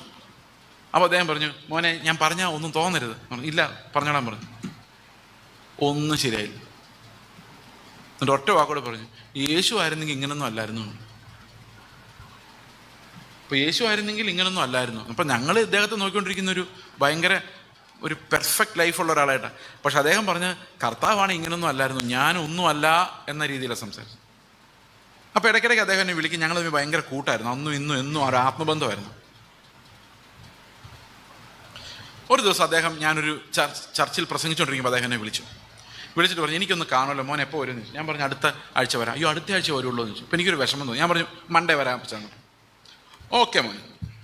മൺഡേ ആയപ്പോൾ എനിക്ക് കുറേ ഗസ്റ്റുകൾ വന്നു. അപ്പം ഞാൻ ഈ അപ്പച്ചനെ വിളിച്ച് ഇന്ന് വരില്ല എന്ന് പറയാൻ വേണ്ടി ഫോൺ ചെയ്തിട്ട് ഫോൺ വർക്ക് ചെയ്യുന്നില്ല. പിറ്റേ ദിവസം രാവിലെ ഞാൻ റെഡി ആവുകയാണ് പോകാൻ, അങ്ങോട്ട് പോകാൻ വേണ്ടി റെഡി ആയിട്ട് ഫോൺ ചെയ്യുന്ന സമയത്ത് ഫോൺ ചെയ്യാൻ വേണ്ടി ചെല്ലലും ആ അവരുടെ മകൻ എന്നെ വിളിച്ചിട്ട് പറഞ്ഞു, അപ്പച്ചൻ ഇന്നലെ രാത്രി മരിച്ചു പോയിട്ടു. മരിച്ചു പോകുന്ന അന്ന് രാവിലെ പുള്ളി എഴുന്നേറ്റ് തുണിയെല്ലാം അലക്കി വിരിച്ച് കൊച്ചുമക്കളെ വിളിച്ചിട്ട് പറഞ്ഞു, അപ്പച്ചൻ്റെ വീട് കണ്ടു, പോവുക കേട്ടോ എന്ന് പറഞ്ഞു. ഇന്ന് പോകുമെന്ന് പറഞ്ഞു. സന്തോഷമായിട്ട് വർത്തമാനമൊക്കെ പറഞ്ഞ് പണിയെല്ലാം ചെയ്ത് വൈകിട്ടായപ്പോൾ എല്ലാവരെയും വിളിച്ചിരുത്തി പാട്ടൊക്കെ പാടി, പിള്ളേർ തെറ്റിച്ച് പാടിയപ്പോൾ പറഞ്ഞു അപ്പച്ചൻ പാടാമെന്ന് പറഞ്ഞ് തന്നെ പാടി ആ സ്തോത്രം ചെയ്ത് അങ്ങ് മരിച്ചു. ഈ മരണം എന്ന് പറയുന്നത് അതൊരു സന്തോഷത്തോടെ അങ്ങ് കർത്താവിൻ്റെ വീട്ടിലോട്ട് അങ്ങ് ചെല്ലുന്ന മരണമാണ് ഈ ഭാഗ്യ മരണം എന്ന് പറയുന്നത്. ഇതുപോലെ അനേകം സഹോദരങ്ങളെ ഞാൻ കണ്ടിട്ടുണ്ട് മരിക്കാൻ തയ്യാറായി. പക്ഷെ ആ ജനറേഷൻ ഇപ്പം മാറിക്കൊണ്ടിരിക്കും. ഞാനൊരു പാസ്റ്റർ പറഞ്ഞപ്പോൾ പാസ്റ്റർ പറഞ്ഞു, പാസ്റ്ററെ ഒരു തലമുറയിൽ ഇങ്ങനെയുള്ള അനേകം അപ്പച്ചന്മാരും അമ്മച്ചിമാരും നമുക്കുണ്ടായിരുന്നു, പ്രത്യാശയിൽ ജീവിച്ച് മരിച്ചവർ. ഞാനും ഇങ്ങനെ ഒരു അമ്മച്ചീനെ എനിക്കറിയാം. പക്ഷെ ഇപ്പോൾ അങ്ങനെയുള്ളവർ ആ തലമുറ ഇല്ലാതായിപ്പോയി. ആ ഒരു പ്രത്യാശയോടെ മരിക്കുന്ന, ആ ഒരു ഉൾക്കാഴ്ചയോടെ മരിക്കുന്ന ആളുകൾ ഇല്ലാതായി പോയിരിക്കുകയാണ്. അത് തീർന്നുകൊണ്ടിരിക്കുകയാണ് ആ വംശം. ശരിയാണ്, ഈ പ്രത്യാശ ഇല്ലാത്തതുകൊണ്ട് അങ്ങനെയുള്ളൊരു ഭാഗ്യ മരണത്തിലേക്ക് പോകുന്നവരുടെ എണ്ണം വളരെ കുറഞ്ഞു വന്നുകൊണ്ടിരിക്കുകയാണ്. സത്യമാണ്. ഈ വാക്യം എങ്ങനെ ഭാഗ്യകരമായൊരു മരണം നമുക്ക് ഉണ്ടാവുമെന്നുള്ളതിന് ഒരു വാക്യം നമുക്ക് വായിക്കാം. ഓക്കെ, നമുക്ക് അവസാനിപ്പിക്കുമ്പം സമാധാനമായിട്ട് അവസാനിപ്പിക്കണമല്ലോ. ഓക്കെ, വേണ്ടേ? അപ്പോൾ ഒരു വാക്യം നമുക്ക് വായിക്കാം. 2 പത്രോസിൻ്റെ ലേഖനം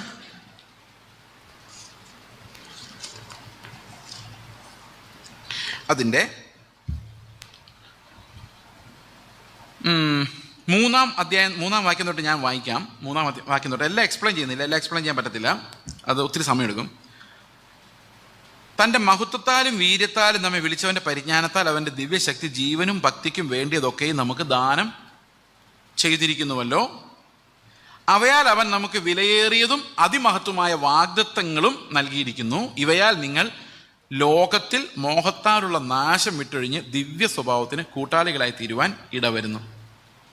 ഓക്കെ, അത് നിമിത്തം അപ്പോൾ നമുക്കൊരു ദിവ്യ സ്വഭാവത്തിൻ്റെ പങ്കാളിത്തം ആവശ്യമാണ്. അത് നിമിത്തം നിങ്ങൾ സകല ഉത്സാഹവും കഴിച്ച് നിങ്ങളുടെ വിശ്വാസത്തോട് വീര്യവും, വീര്യത്തോട് പരിജ്ഞാനവും, പരിജ്ഞാനത്തോട് ഇന്ദ്രിയജയവും, ഇന്ദ്രിയജയത്തോട് സ്ഥിരതയും, സ്ഥിരതയോട് ഭക്തിയും, ഭക്തിയോട് സഹോദരപ്രീതിയും, സഹോദരപ്രീതിയോട് സ്നേഹവും കൂട്ടിക്കൊള്ളുവിൻ.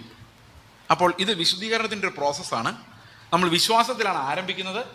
അതിനോട് ചേർന്ന് ഓരോരോ ക്വാളിറ്റി വർദ്ധിച്ച് വന്ന് അവസാനം സ്നേഹം നമ്മളിൽ തികഞ്ഞു വരുമ്പോഴാണ് നമുക്ക് ഒരു കാര്യത്തിൽ ഗ്യാരണ്ടി ഉണ്ടാകുന്നത്, നമ്മൾ ദൈവത്തിൻ്റെ മക്കളാണ്. കാരണം വിശ്വാസം എന്ന് പറയുന്നത് ഒരു പക്ഷേ അതിന് ഇമിറ്റേഷൻ ഉണ്ടാകാം, വീര്യത്തിന് ഇമിറ്റേഷൻ ഉണ്ടാകാം, സഹോദരപ്രീതി പലരിലും ഉണ്ടാകാം. എന്നാൽ സ്നേഹം ശരിക്കും ക്രിസ്തുവിൻ്റെ മക്കളിൽ മാത്രമേ ഉണ്ടാവുകയുള്ളൂ. മനസ്സിലാകുന്നുണ്ടോ ഞാൻ പറയുന്നത്? അത് അടുത്ത വാക്യം പറയാണ്, ഇവ നിങ്ങൾക്കുണ്ടായി വർദ്ധിക്കുന്നുവെങ്കിൽ.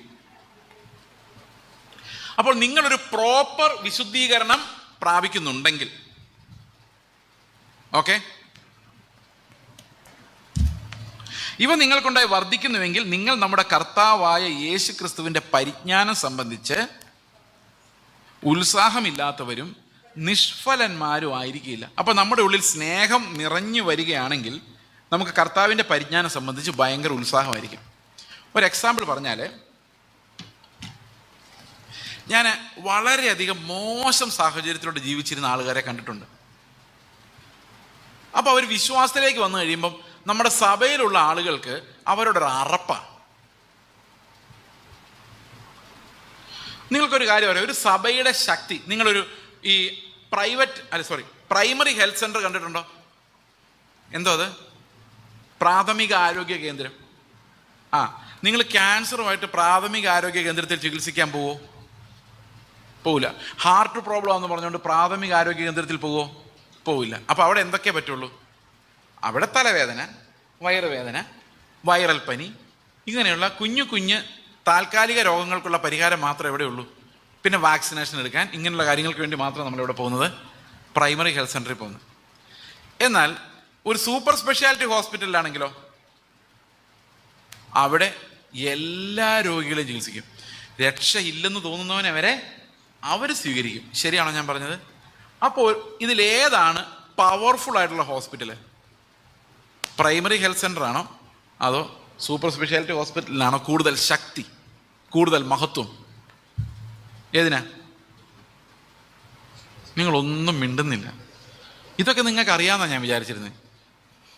സൂപ്പർ സ്പെഷ്യാലിറ്റി ഹോസ്പിറ്റലിനല്ലേ കൂടുതൽ മഹത്വം. അതിനർത്ഥം എന്താണ്?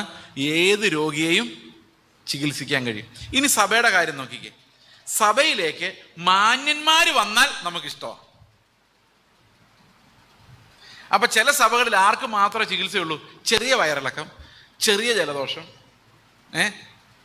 ചെറിയ മുട്ടിൽ പനി, പിന്നെന്താ ഉള്ളത്, ചെറിയ വിറയൽ, ഇങ്ങനെയുള്ള രോഗങ്ങൾക്ക് മാത്രമേ എന്തുള്ളൂ? ചികിത്സയുള്ളൂ. എന്നാൽ വലിയ വലിയ രോഗങ്ങളിൽ നിന്ന് വരുന്നവരെ, വലിയ പാപത്തിന് അടിമകളായവരെ നമ്മൾ ആ മതിലിന് വെളി നിർത്തും. വേറെ ഏതെങ്കിലും സഭയിൽ പൊക്കോട്ടെന്ന് വിചാരിക്കും. കാരണം നമുക്ക് അവരെ ചികിത്സിക്കാനുള്ള കപ്പാസിറ്റി ഇല്ല.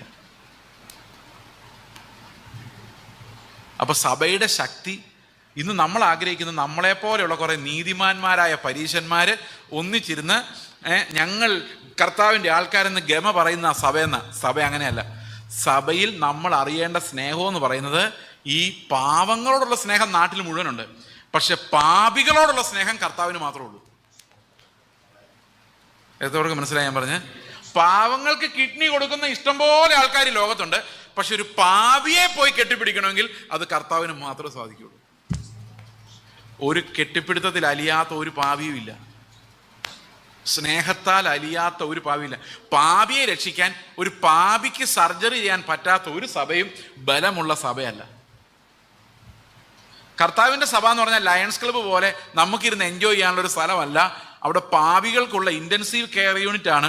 ഓരോ സഭയും അവരെ രക്ഷിക്കാനുള്ള സങ്കേതങ്ങളാണ്. അപ്പൊ ശരിക്കും നമ്മുടെ ഉള്ളിൽ നിന്ന് ക്രിസ്തുവിന്റെ സ്നേഹമുണ്ടെങ്കിൽ പാപികളോടുള്ള സ്നേഹമായിട്ടാണ് അത് റിഫ്ലക്റ്റ് ആകേണ്ടത്.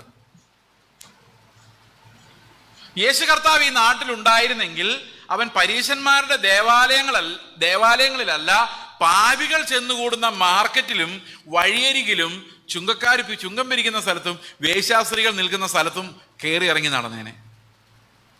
അതാണ് എനിക്ക് പരിചയമുള്ള കർത്താവ്. അവൻ നടന്ന നടപ്പാണ് നമ്മളും നടക്കേണ്ടത്. ഈ അടൂരിൽ ഒത്തിരി പേർക്ക് കർത്താവിന് ആവശ്യമുണ്ട്. പക്ഷെ ആവശ്യമുള്ളവരുടെ പുറകെ അല്ല നമ്മൾ നടക്കുന്നത്. രോഗികളെ അല്ല വൈദ്യന്റെ അടുത്തേക്ക് കൊണ്ടുവരുന്നത്. ഒരു രോഗവും ഇല്ലെന്ന് വിചാരിച്ചിരിക്കുന്നവരാണ് നമ്മൾ എന്ത് ചെയ്യുന്നത്? വൈദ്യന്റെ അടുത്തേക്ക് കൊണ്ടുവരുന്നത്. അപ്പോൾ സ്നേഹം നമ്മളിൽ ഉണ്ടായാൽ അതിനൊരു കാര്യം ഉറപ്പാണ്, ക്രിസ്തു നമ്മളിലുണ്ട്. അപ്പൊ ഈ സ്നേഹം നമ്മുടെ എല്ലാ തീരുമാനങ്ങളുടെയും പുറകിൽ ക്രിസ്തു ആണെന്ന് പറഞ്ഞു കഴിഞ്ഞാൽ നമ്മളെല്ലാം സ്നേഹത്തിൽ ചെയ്യുന്നവരായി മാറും. ഇത് നമ്മളിൽ ഉണ്ടായി വർദ്ധിക്കുന്നുവെങ്കിലേ നമുക്ക് ഫലം പുറപ്പെടുവിക്കാൻ പറ്റുള്ളൂ. മനസ്സിലായ വാക്യം? അപ്പൊ നിഷ്ഫലന്മാരാകാതിരിക്കണമെങ്കിൽ എന്ത് ചെയ്യണം? ഞാൻ ഈ മരണത്തെക്കുറിച്ച് പറഞ്ഞു വരുന്നത്, വരൂ അങ്ങോട്ട്. നിഷ്ഫലന്മാരായി പോകാതിരിക്കണമെങ്കിൽ നമുക്ക് എന്ത് വേണം? വിശ്വാസത്തോടു കൂടി വീര്യം, പരിജ്ഞാനം, ഭക്തി, ഇന്ദ്രിയജയം എല്ലാം വർദ്ധിച്ച്, സഹോദരപ്രീതി എല്ലാം വർദ്ധിച്ച്, അവസാനം സ്ഥിരത, ഇടയ്ക്ക് വിട്ടുപോയി, ഇതെല്ലാം വർദ്ധിച്ച് അവസാനം സ്നേഹത്തിൽ അത് വെളിപ്പെടണം. ജീവജല നദിയായി അത് ഒഴുകണം. പാപികൾ ഇവിടെ ഒന്ന് നിലവിളിച്ച് മാനസാന്തരപ്പെടണം. അവനെ കാണുമ്പോൾ അവനൊന്നും നമ്മുടെ വീട്ടിൽ കയറ്റില്ലെന്ന് പറയരുത്. ഏത് കടുംചുവപ്പായ പാപത്തെയും ഇന്നലെ വരെയുള്ള സകല പാപത്തെയും കഴുകി വെടിപ്പാക്കാൻ കർത്താവിന്റെ രക്തത്തിന് കഴിയുമെന്ന് നമ്മൾ വിശ്വസിക്കണം. ഇനി നമ്മുടെ കൂട്ടത്തിലുള്ള ഒരുത്തൻ തെറ്റ് ചെയ്ത് കഴിഞ്ഞാലോ അവനെ പുറത്താക്കാതെ, ഞാൻ ഇപ്പോഴും ഓർക്കുന്നുണ്ട്, ഒരു സഭയിൽ ചെന്നപ്പം അവർ പറയാൻ, അപ്പം ഞാൻ കുറച്ചാളായിട്ട് സഭയിൽ ഇങ്ങനെ പോകുന്നുണ്ട്, ഉപദേശമൊന്നുമല്ല. അപ്പം രണ്ടുപേരെന്തോ തെറ്റ് ചെയ്തു, ചെറിയ മൈനർ എന്തോ പൈസയുടെ വിഷയത്തിൽ എന്തോ മിസ്റ്റേക്ക് പറ്റിയതാണ്. അപ്പോഴേക്കും അവിടുത്തെ കുറേ അവന്മാർ പറഞ്ഞു, ഇവരുടെ കൂടെ ഇനി ഞാൻ ആരാധിക്കില്ലെന്ന്, ഞങ്ങളിനി ഇവരുടെ കൂടെ കർത്തൃമേശം എടുക്കില്ല. ഞാൻ പറഞ്ഞു, കർത്താവ് എന്നെ വിട്ടിരിക്കുന്നത് കാണാതെ പോയ ആ ഒരാടിൻ്റെ അടുത്തേക്കാണ്, അതുകൊണ്ട് ഈ ആടുകളുടെ കൂടെ ഞാൻ പോകുന്നു പറഞ്ഞു. അവർ തെറ്റ് ചെയ്താന്ന് എനിക്കറിയാം, പക്ഷേ എനിക്ക് അവരുടെ കൂടെ പോകാൻ പറ്റുള്ളൂ. കാരണം കർത്താവ് എന്നെ വിളിച്ചേക്കുന്നത് ഈ കാണാതെ പോയതിന് അന്വേഷിച്ച് ചെല്ലാൻ, അല്ലാതെ 99 ഗുണമുള്ളതിന് അന്വേഷിച്ച് ചെല്ലാനല്ല. ഈ 99 എണ്ണത്തിനും കർത്താവ് നല്ലൊരു സ്ഥലത്ത്, പുല്ലുള്ള സ്ഥലത്ത് വിട്ടിട്ടല്ല പോയതെന്ന് നിങ്ങൾ ഓർക്കണം. എവിടെ വിട്ടിട്ടാണ് പോയത്? മരുഭൂമിയിൽ. കാരണം അവർ തിന്നിയല്ല പുല്ലുള്ളിടത്ത് പോയാലും. കാരണം എന്താണെന്നറിയാം, അവർ ഓൾറെഡി വയറ് നിറഞ്ഞവരാ. അവർക്കൊന്നും പുതുതായിട്ട് അങ്ങോട്ട് എടുക്കുകയല്ല, ഇങ്ങോട്ട് പറഞ്ഞുകൊണ്ടിരിക്കുകയുള്ളൂ. അങ്ങനെയുള്ളവരടുത്ത് മരുഭൂമി വിട്ടാലും കണക്കാ, പുല്ലുള്ളടത്ത് വിട്ടാലും കണക്കാ. അവരടുത്ത് ഒന്നും തിന്നാൻ പോകുന്നില്ല. അപ്പം കർത്താവ് വിചാരിച്ചു, ഇനി പുല്ലുള്ളടത്ത് പോയി അവൻ കഷ്ടപ്പെടണ്ട, ഇവിടെ കിടന്നോട്ടെ. അവനൊന്നും കിട്ടുന്നില്ല, മറ്റവനെ കർത്താവ് പോയി എടുത്തുകൊണ്ട് വരും. ഇതാണ് സഭയുടെ മെക്കാനിസം, സഭയുടെ എക്കണമി. ഓക്കെ ആണോ? ഓക്കെ, അടുത്ത വാക്യം. നിഷ്ഫലന്മാരും ആവുകയില്ല, അവ ഇല്ലാത്തവനോ കുരുടനത്രേ. അപ്പൊ ഈ സ്നേഹം നമ്മുടെ ഉള്ളിൽ ഉണ്ടാകുന്നില്ലെങ്കിൽ എന്ത് സംഭവിക്കും? നമ്മൾ കുരുടനാണ്. ഈ കുരുടൻ എന്ന് പറഞ്ഞാൽ നമുക്കറിയാം ബ്ലൈൻഡ് ആണെന്നല്ലേ. ഈ ബ്ലൈൻഡ് എന്ന് പറഞ്ഞു കഴിഞ്ഞാൽ ഈ ബൈബിളിൽ എഴുതിയിരിക്കുന്നത് ആ ബ്ലൈൻഡ്നെസ് അല്ല. ബൈബിളിൽ എഴുതിയിരിക്കുന്നത് ഷോർട്ട് സൈറ്റഡ്നെസ് ആണ്.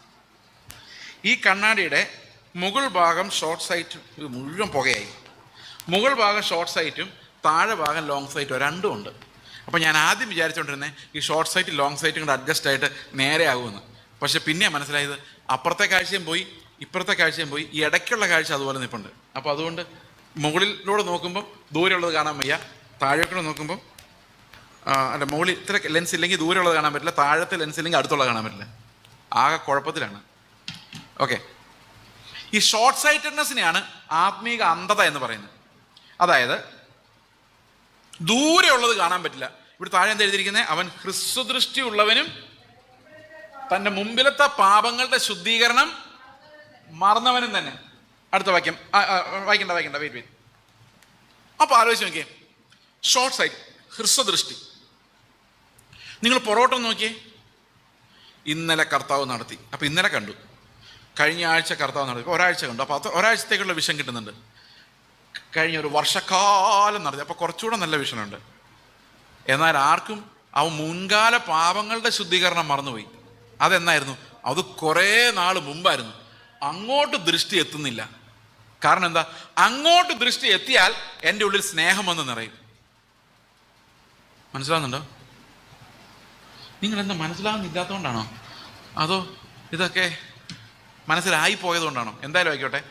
അപ്പം നമ്മൾ ആ ഹ്രസ്വദൃഷ്ടി മാറി നമ്മൾ 2000 വർഷങ്ങൾ മുമ്പ് കർത്താവ് എനിക്ക് വേണ്ടി മരിച്ച കാഴ്ച കാണാൻ മാത്രമുള്ള കാഴ്ച എനിക്കുണ്ടെങ്കിൽ എൻ്റെ ഉള്ളിൽ സ്നേഹം കൊണ്ട് നിറയും. അതില്ലാത്തവനല്ല. എന്തുകൊണ്ടാ സ്നേഹം ഇല്ലാത്തതെന്ന് ചോദിച്ചു കഴിഞ്ഞാൽ എൻ്റെ പാപങ്ങൾക്ക് വേണ്ടി കർത്താവ് മരിച്ചത് എനിക്ക് ഓർമ്മയില്ല. അത്ര എനിക്ക് പോകാൻ പറ്റുന്നില്ല. ഇനി മുമ്പോട്ട് നോക്കിയാലോ, നിത്യതയിൽ അവൻ്റെ കൂടെ ഇരിക്കുന്ന അത്രയും ദൂരോട്ട് എനിക്ക് നോക്കാൻ പറ്റുന്നില്ല. എനിക്ക് അടുത്ത ആഴ്ച കർത്താവ് നടത്തുമെന്നുള്ളത് മാത്രം നോക്കാൻ പറ്റുന്നുള്ളൂ. ഇതിനെയാണ് ഹ്രസ്വദൃഷ്ടി, ആത്മീക ഹ്രസ്വദൃഷ്ടി എന്ന് പറയുന്നത്. അതിനെയാണ് ആത്മീക കുരുടത്വം അല്ലെങ്കിൽ ഹ്രസ്വദൃഷ്ടി എന്ന് പറയുന്നത്. അടുത്ത വാക്യം. അതുകൊണ്ട് സഹോദരന്മാരെ, നിങ്ങളുടെ വിളിയും തെരഞ്ഞെടുപ്പും ഉറപ്പാക്കും. ഇവിടെ ഒരു പ്രോബ്ലം ഉണ്ട്. ഈ വിളിയും തെരഞ്ഞെടുപ്പും എന്താണ്? ആർക്ക് പറയാം വിളിയും തെരഞ്ഞെടുപ്പും എന്താണ്? ഓ പാസ്റ്ററെ, അത് ഞങ്ങളെ ഇങ്ങനെ വിളിച്ചു, ഞങ്ങളെങ്ങനെ തെരഞ്ഞെടുത്തു? എന്തിനു വേണ്ടി? മര്യാദയ്ക്ക് സന്തോഷമായിട്ട് ഈ ലോകത്ത് ജീവിക്കാൻ വേണ്ടി. അങ്ങനെയാണോ? 3-ാം വാക്യം വായിച്ചേ. 3-ാം വാക്യം. തൻ്റെ മഹത്വത്താലും വീര്യത്താലും നമ്മെ വിളിച്ചവന്റെ പരിജ്ഞാനത്തിൽ അവന്റെ ദിവ്യശക്തി ജീവനും ഭക്തിക്കുമുള്ള വേണ്ടതൊക്കെ നമുക്ക് ദാനം ചെയ്തിരിക്കുന്നുള്ളൂ. ഇത് ഇംഗ്ലീഷിൽ എങ്ങനെ എഴുതിയിരിക്കുന്നറിയോ? അവന്റെ മഹത്വത്താലും വീര്യത്താലും എന്നല്ല, അവന്റെ മഹത്വത്തിലേക്കും വീര്യത്തിലേക്കും എന്നാണ്. To his glory and excellence. അപ്പൊ നമ്മളെ എങ്ങോട്ടാണ് വിളിച്ചേക്കുന്നത്? ക്രിസ്തുവിന്റെ മഹത്വത്തിലേക്കും അവന്റെ പെർഫെക്ഷനിലേക്കുമാണ് നമ്മളെ വിളിച്ചിരിക്കുന്നത്. എന്നിട്ട് ആ വിളി പൂർത്തിയാക്കാൻ വേണ്ടി എനിക്ക് എന്തെല്ലാം വേണമോ ആ ജീവനും ഭക്തിക്കും വേണ്ടതെല്ലാം കർത്താവ് എനിക്ക് തന്നിട്ടാണ് വിളിച്ചേക്കുന്നത്. അപ്പൊ നമ്മൾ എങ്ങോട്ടാ വിളിച്ചേക്കുന്നതെന്ന് ഉറപ്പ് വരുത്തിയോ? നിങ്ങൾ എങ്ങോട്ടാ ഓടിക്കൊണ്ടിരിക്കുന്നേ? പറ, എങ്ങോട്ടാ നിങ്ങളെ വിളിച്ചേക്കുന്നേ? നമ്മുടെ ഉള്ളിൽ നിന്ന് ആ ബോധം പലപ്പോഴും ഇല്ല. നമ്മൾ ബോധം എങ്ങനെയെങ്കിലും മരിക്കുന്നവരെ മര്യാദയ്ക്ക് ജീവിച്ച് മരിക്കാം, കർത്താവ് കൊണ്ടുപോക്കുള്ളൂ. അങ്ങനെയല്ല. നമ്മളൊരു ഓട്ടക്കളത്തിലേക്കാണ് വിളിച്ചേക്കുന്നത്, ഒരു ലക്ഷ്യത്തിലേക്കാണ് വിളിച്ചേക്കുന്നത്. ആ വിളിയും തെരഞ്ഞെടുപ്പും ക്രിസ്തുവിന്റെ മഹത്വമുള്ളവരായി അവന്റെ സ്വഭാവമുള്ളവരായി മാറാൻ വേണ്ടിയാ. അതിന്റെ മുഴുവൻ റിസോഴ്സസും കർത്താവ് തരുന്നത്. അവിടെ എഴുതിയിട്ടുണ്ട്, ജീവനും ഭക്തിക്കുള്ളതെല്ലാം അവന്റെ പരിജ്ഞാനത്തിൽ അവൻ നമുക്ക് തന്നിരിക്കുന്നുവല്ലോ എന്ന്. അടുത്ത വാക്യം എന്താ? വിലയേറിയത് അതിമഹത്വമായ വാഗ്ദത്തങ്ങളെയും നൽകിയിരിക്കുന്നു. അപ്പൊ ഈ പരിജ്ഞാനത്തിൽ നമുക്ക് ഒത്തിരി വാഗ്ദത്തങ്ങളെ കർത്താവ് തന്നിട്ടുണ്ട്. അടുത്ത വാക്യം. ഈ വാഗ്ദത്തങ്ങളാൽ ഇവയാൽ നിങ്ങൾ ലോകത്തിൽ മോഹത്താൽ ഉണ്ടാകുന്ന നാശം വിട്ടൊഴിഞ്ഞ് ദിവ്യ സ്വഭാവത്തിന് പങ്കാളിയായി തീരുവാൻ ഇടവരുന്നു. അപ്പൊ നമ്മളെ വിളിച്ചിരിക്കുന്ന എന്തിനു വേണ്ടിയാ? യേശുവിന്റെ ഗ്ലോറി ഉള്ളവരും യേശുവിന്റെ സ്വഭാവമുള്ളവരുമായി മാറാൻ വേണ്ടിയാണ്. മനസ്സിലായോ? ആ വിളിയും തെരഞ്ഞെടുപ്പുള്ളവരൊന്ന് കരങ്ങൾ ഉയർത്തി കർത്താവിന് സ്തോത്രം. ചുമ്മാ കുറെ നേരമായില്ലേ, ചുമ്മാ വിളി ഉറപ്പാണോ? ഉറപ്പ് വരുത്തിയിട്ടുണ്ടോ? അപ്പോൾ നമ്മൾക്ക് കർത്താവ് എങ്ങോട്ട് വിളിച്ചാലും നമുക്ക് സന്തോഷമുള്ളൂ. കാരണം നമ്മുടെ ലക്ഷ്യം എന്ന് പറഞ്ഞാൽ കർത്താവിൻ്റെ മഹത്വം നമ്മൾ പ്രാപിക്കണം, അവൻ്റെ എക്സലൻസ് നമ്മൾ പ്രാപിക്കണം. ഇനി താഴോട്ട് വന്നേ, അടുത്ത വാക്യം വായിച്ചേ. അല്ലല്ല, നമ്മളിപ്പോൾ വായിച്ചു നിർത്തിയത് ഉറപ്പ് വരുത്തുവിൻ. ഇങ്ങനെ ചെയ്താൽ, അതായത് നിങ്ങൾക്ക് നിങ്ങളുടെ വിളിയും തെരഞ്ഞെടുപ്പും ഉറപ്പാണെങ്കിൽ നിങ്ങൾ ഒരു നാളും ഇടറിപ്പോകാതെ നമ്മുടെ കർത്താവും രക്ഷിതാവുമായ യേശുക്രിസ്തുവിന്റെ നിത്യരാജ്യത്തിലേക്കുള്ള പ്രവേശനം ധാരാളമായി പ്രാപിക്കും. ഇത് നമ്മുടെ ബൈബിളിൽ പലപ്പോഴും ദൈവരാജ്യം എന്നൊരു പ്രയോഗമുണ്ട്. ദൈവരാജ്യം എന്ന് പറഞ്ഞാൽ ദൈവം ഭരിക്കുന്ന രാജ്യം എന്ന് അർത്ഥമുള്ളൂ. അത് ഇവിടെയും ഉണ്ട്, അവിടെയും ഉണ്ട്. മനസ്സിലാവുന്നുണ്ടോ? ഇവിടെ എന്നാ പറഞ്ഞിരിക്കുന്നത് ഇവിടുത്തെ രാജ്യമല്ല, നിത്യരാജ്യമാണ്. ഇപ്പൊ സ്വർഗത്തിലെ നിത്യ തേജസ്സിലേക്ക് പോകുന്ന കാര്യമാണ് പറഞ്ഞിരിക്കുന്നത്. ഇവിടെ പറഞ്ഞിരിക്കുന്നത് നമ്മുടെ വിളിയും തെരഞ്ഞെടുപ്പും നമ്മൾ ഉറപ്പുവരുത്തുകയാണെങ്കിൽ നമ്മൾ സ്വർഗത്തിലേക്കുള്ള പ്രവേശനം ധാരാളമായി പ്രാപിക്കും. എന്താ ഈ ധാരാളമായി പ്രാപിക്കുക എന്ന് പറഞ്ഞ അർത്ഥം? ഇപ്പൊ ഞാൻ നിങ്ങളുടെ വീട്ടിൽ വരുമെന്ന്, ഓക്കെ, പാസ്റ്ററുടെ വീട്ടിലാണ് ഞാൻ ഉച്ച കഴിഞ്ഞ് വിശ്രമിച്ചത്. പാസ്റ്ററുടെ വീട്ടിൽ ആകെ ഞാൻ പോയത് സിറ്റ് ഔട്ടിലും ഡൈനിങ് ഹാളിലും എനിക്ക് തന്ന മുറിയിലും മാത്രമാണ്. അതിൻ്റെ കാരണം എന്താ? എനിക്ക് ആ വീട്ടിൽ ധാരാളമായ പ്രവേശനം ഇല്ല. കാരണം അതെൻ്റെ വീടല്ല, ഞാനൊരു അതിഥിയാണ്. ഞാനിവിടെ താമസിച്ചിട്ട് പോകും. ഏത് വീട്ടിൽ ചെന്നാൽ, ഇപ്പം നിങ്ങളുടെ വീട്ടിലേക്ക് ഞാൻ വന്നാലും എനിക്ക് ഗസ്റ്റ് എന്നൊരു രീതിയിൽ എനിക്ക് തരുന്ന റൂമിൽ മാത്രമേ എനിക്ക് അവകാശമുള്ളൂ. ശരിയല്ലേ? അവിടുത്തെ സാധനങ്ങളൊന്നും എടുക്കാനുള്ള അവകാശം അപ്പോഴും ഇല്ല. അവിടെ കിടന്നുറങ്ങാം, എഴുന്നേക്കാം, പോരാ, അത്രയല്ലേ ഉള്ളൂ. അതൊരു ധാരാളമായ പ്രവേശനമല്ല. ഇനി ഇങ്ങനെ പറയാം, ഓക്കെ, ഈ സഭയിലേക്ക് തന്നെ പാസ്റ്റർ പ്രിൻസിന് ഈ സഭയിലേക്ക് ധാരാളമായ പ്രവേശനമുണ്ട്. ഏത് ലോറിലൂടെ എപ്പോൾ വേണമെങ്കിലും വരാം, എപ്പോൾ വേണമെങ്കിലും മൈക്ക് കയ്യിലെടുക്കാം.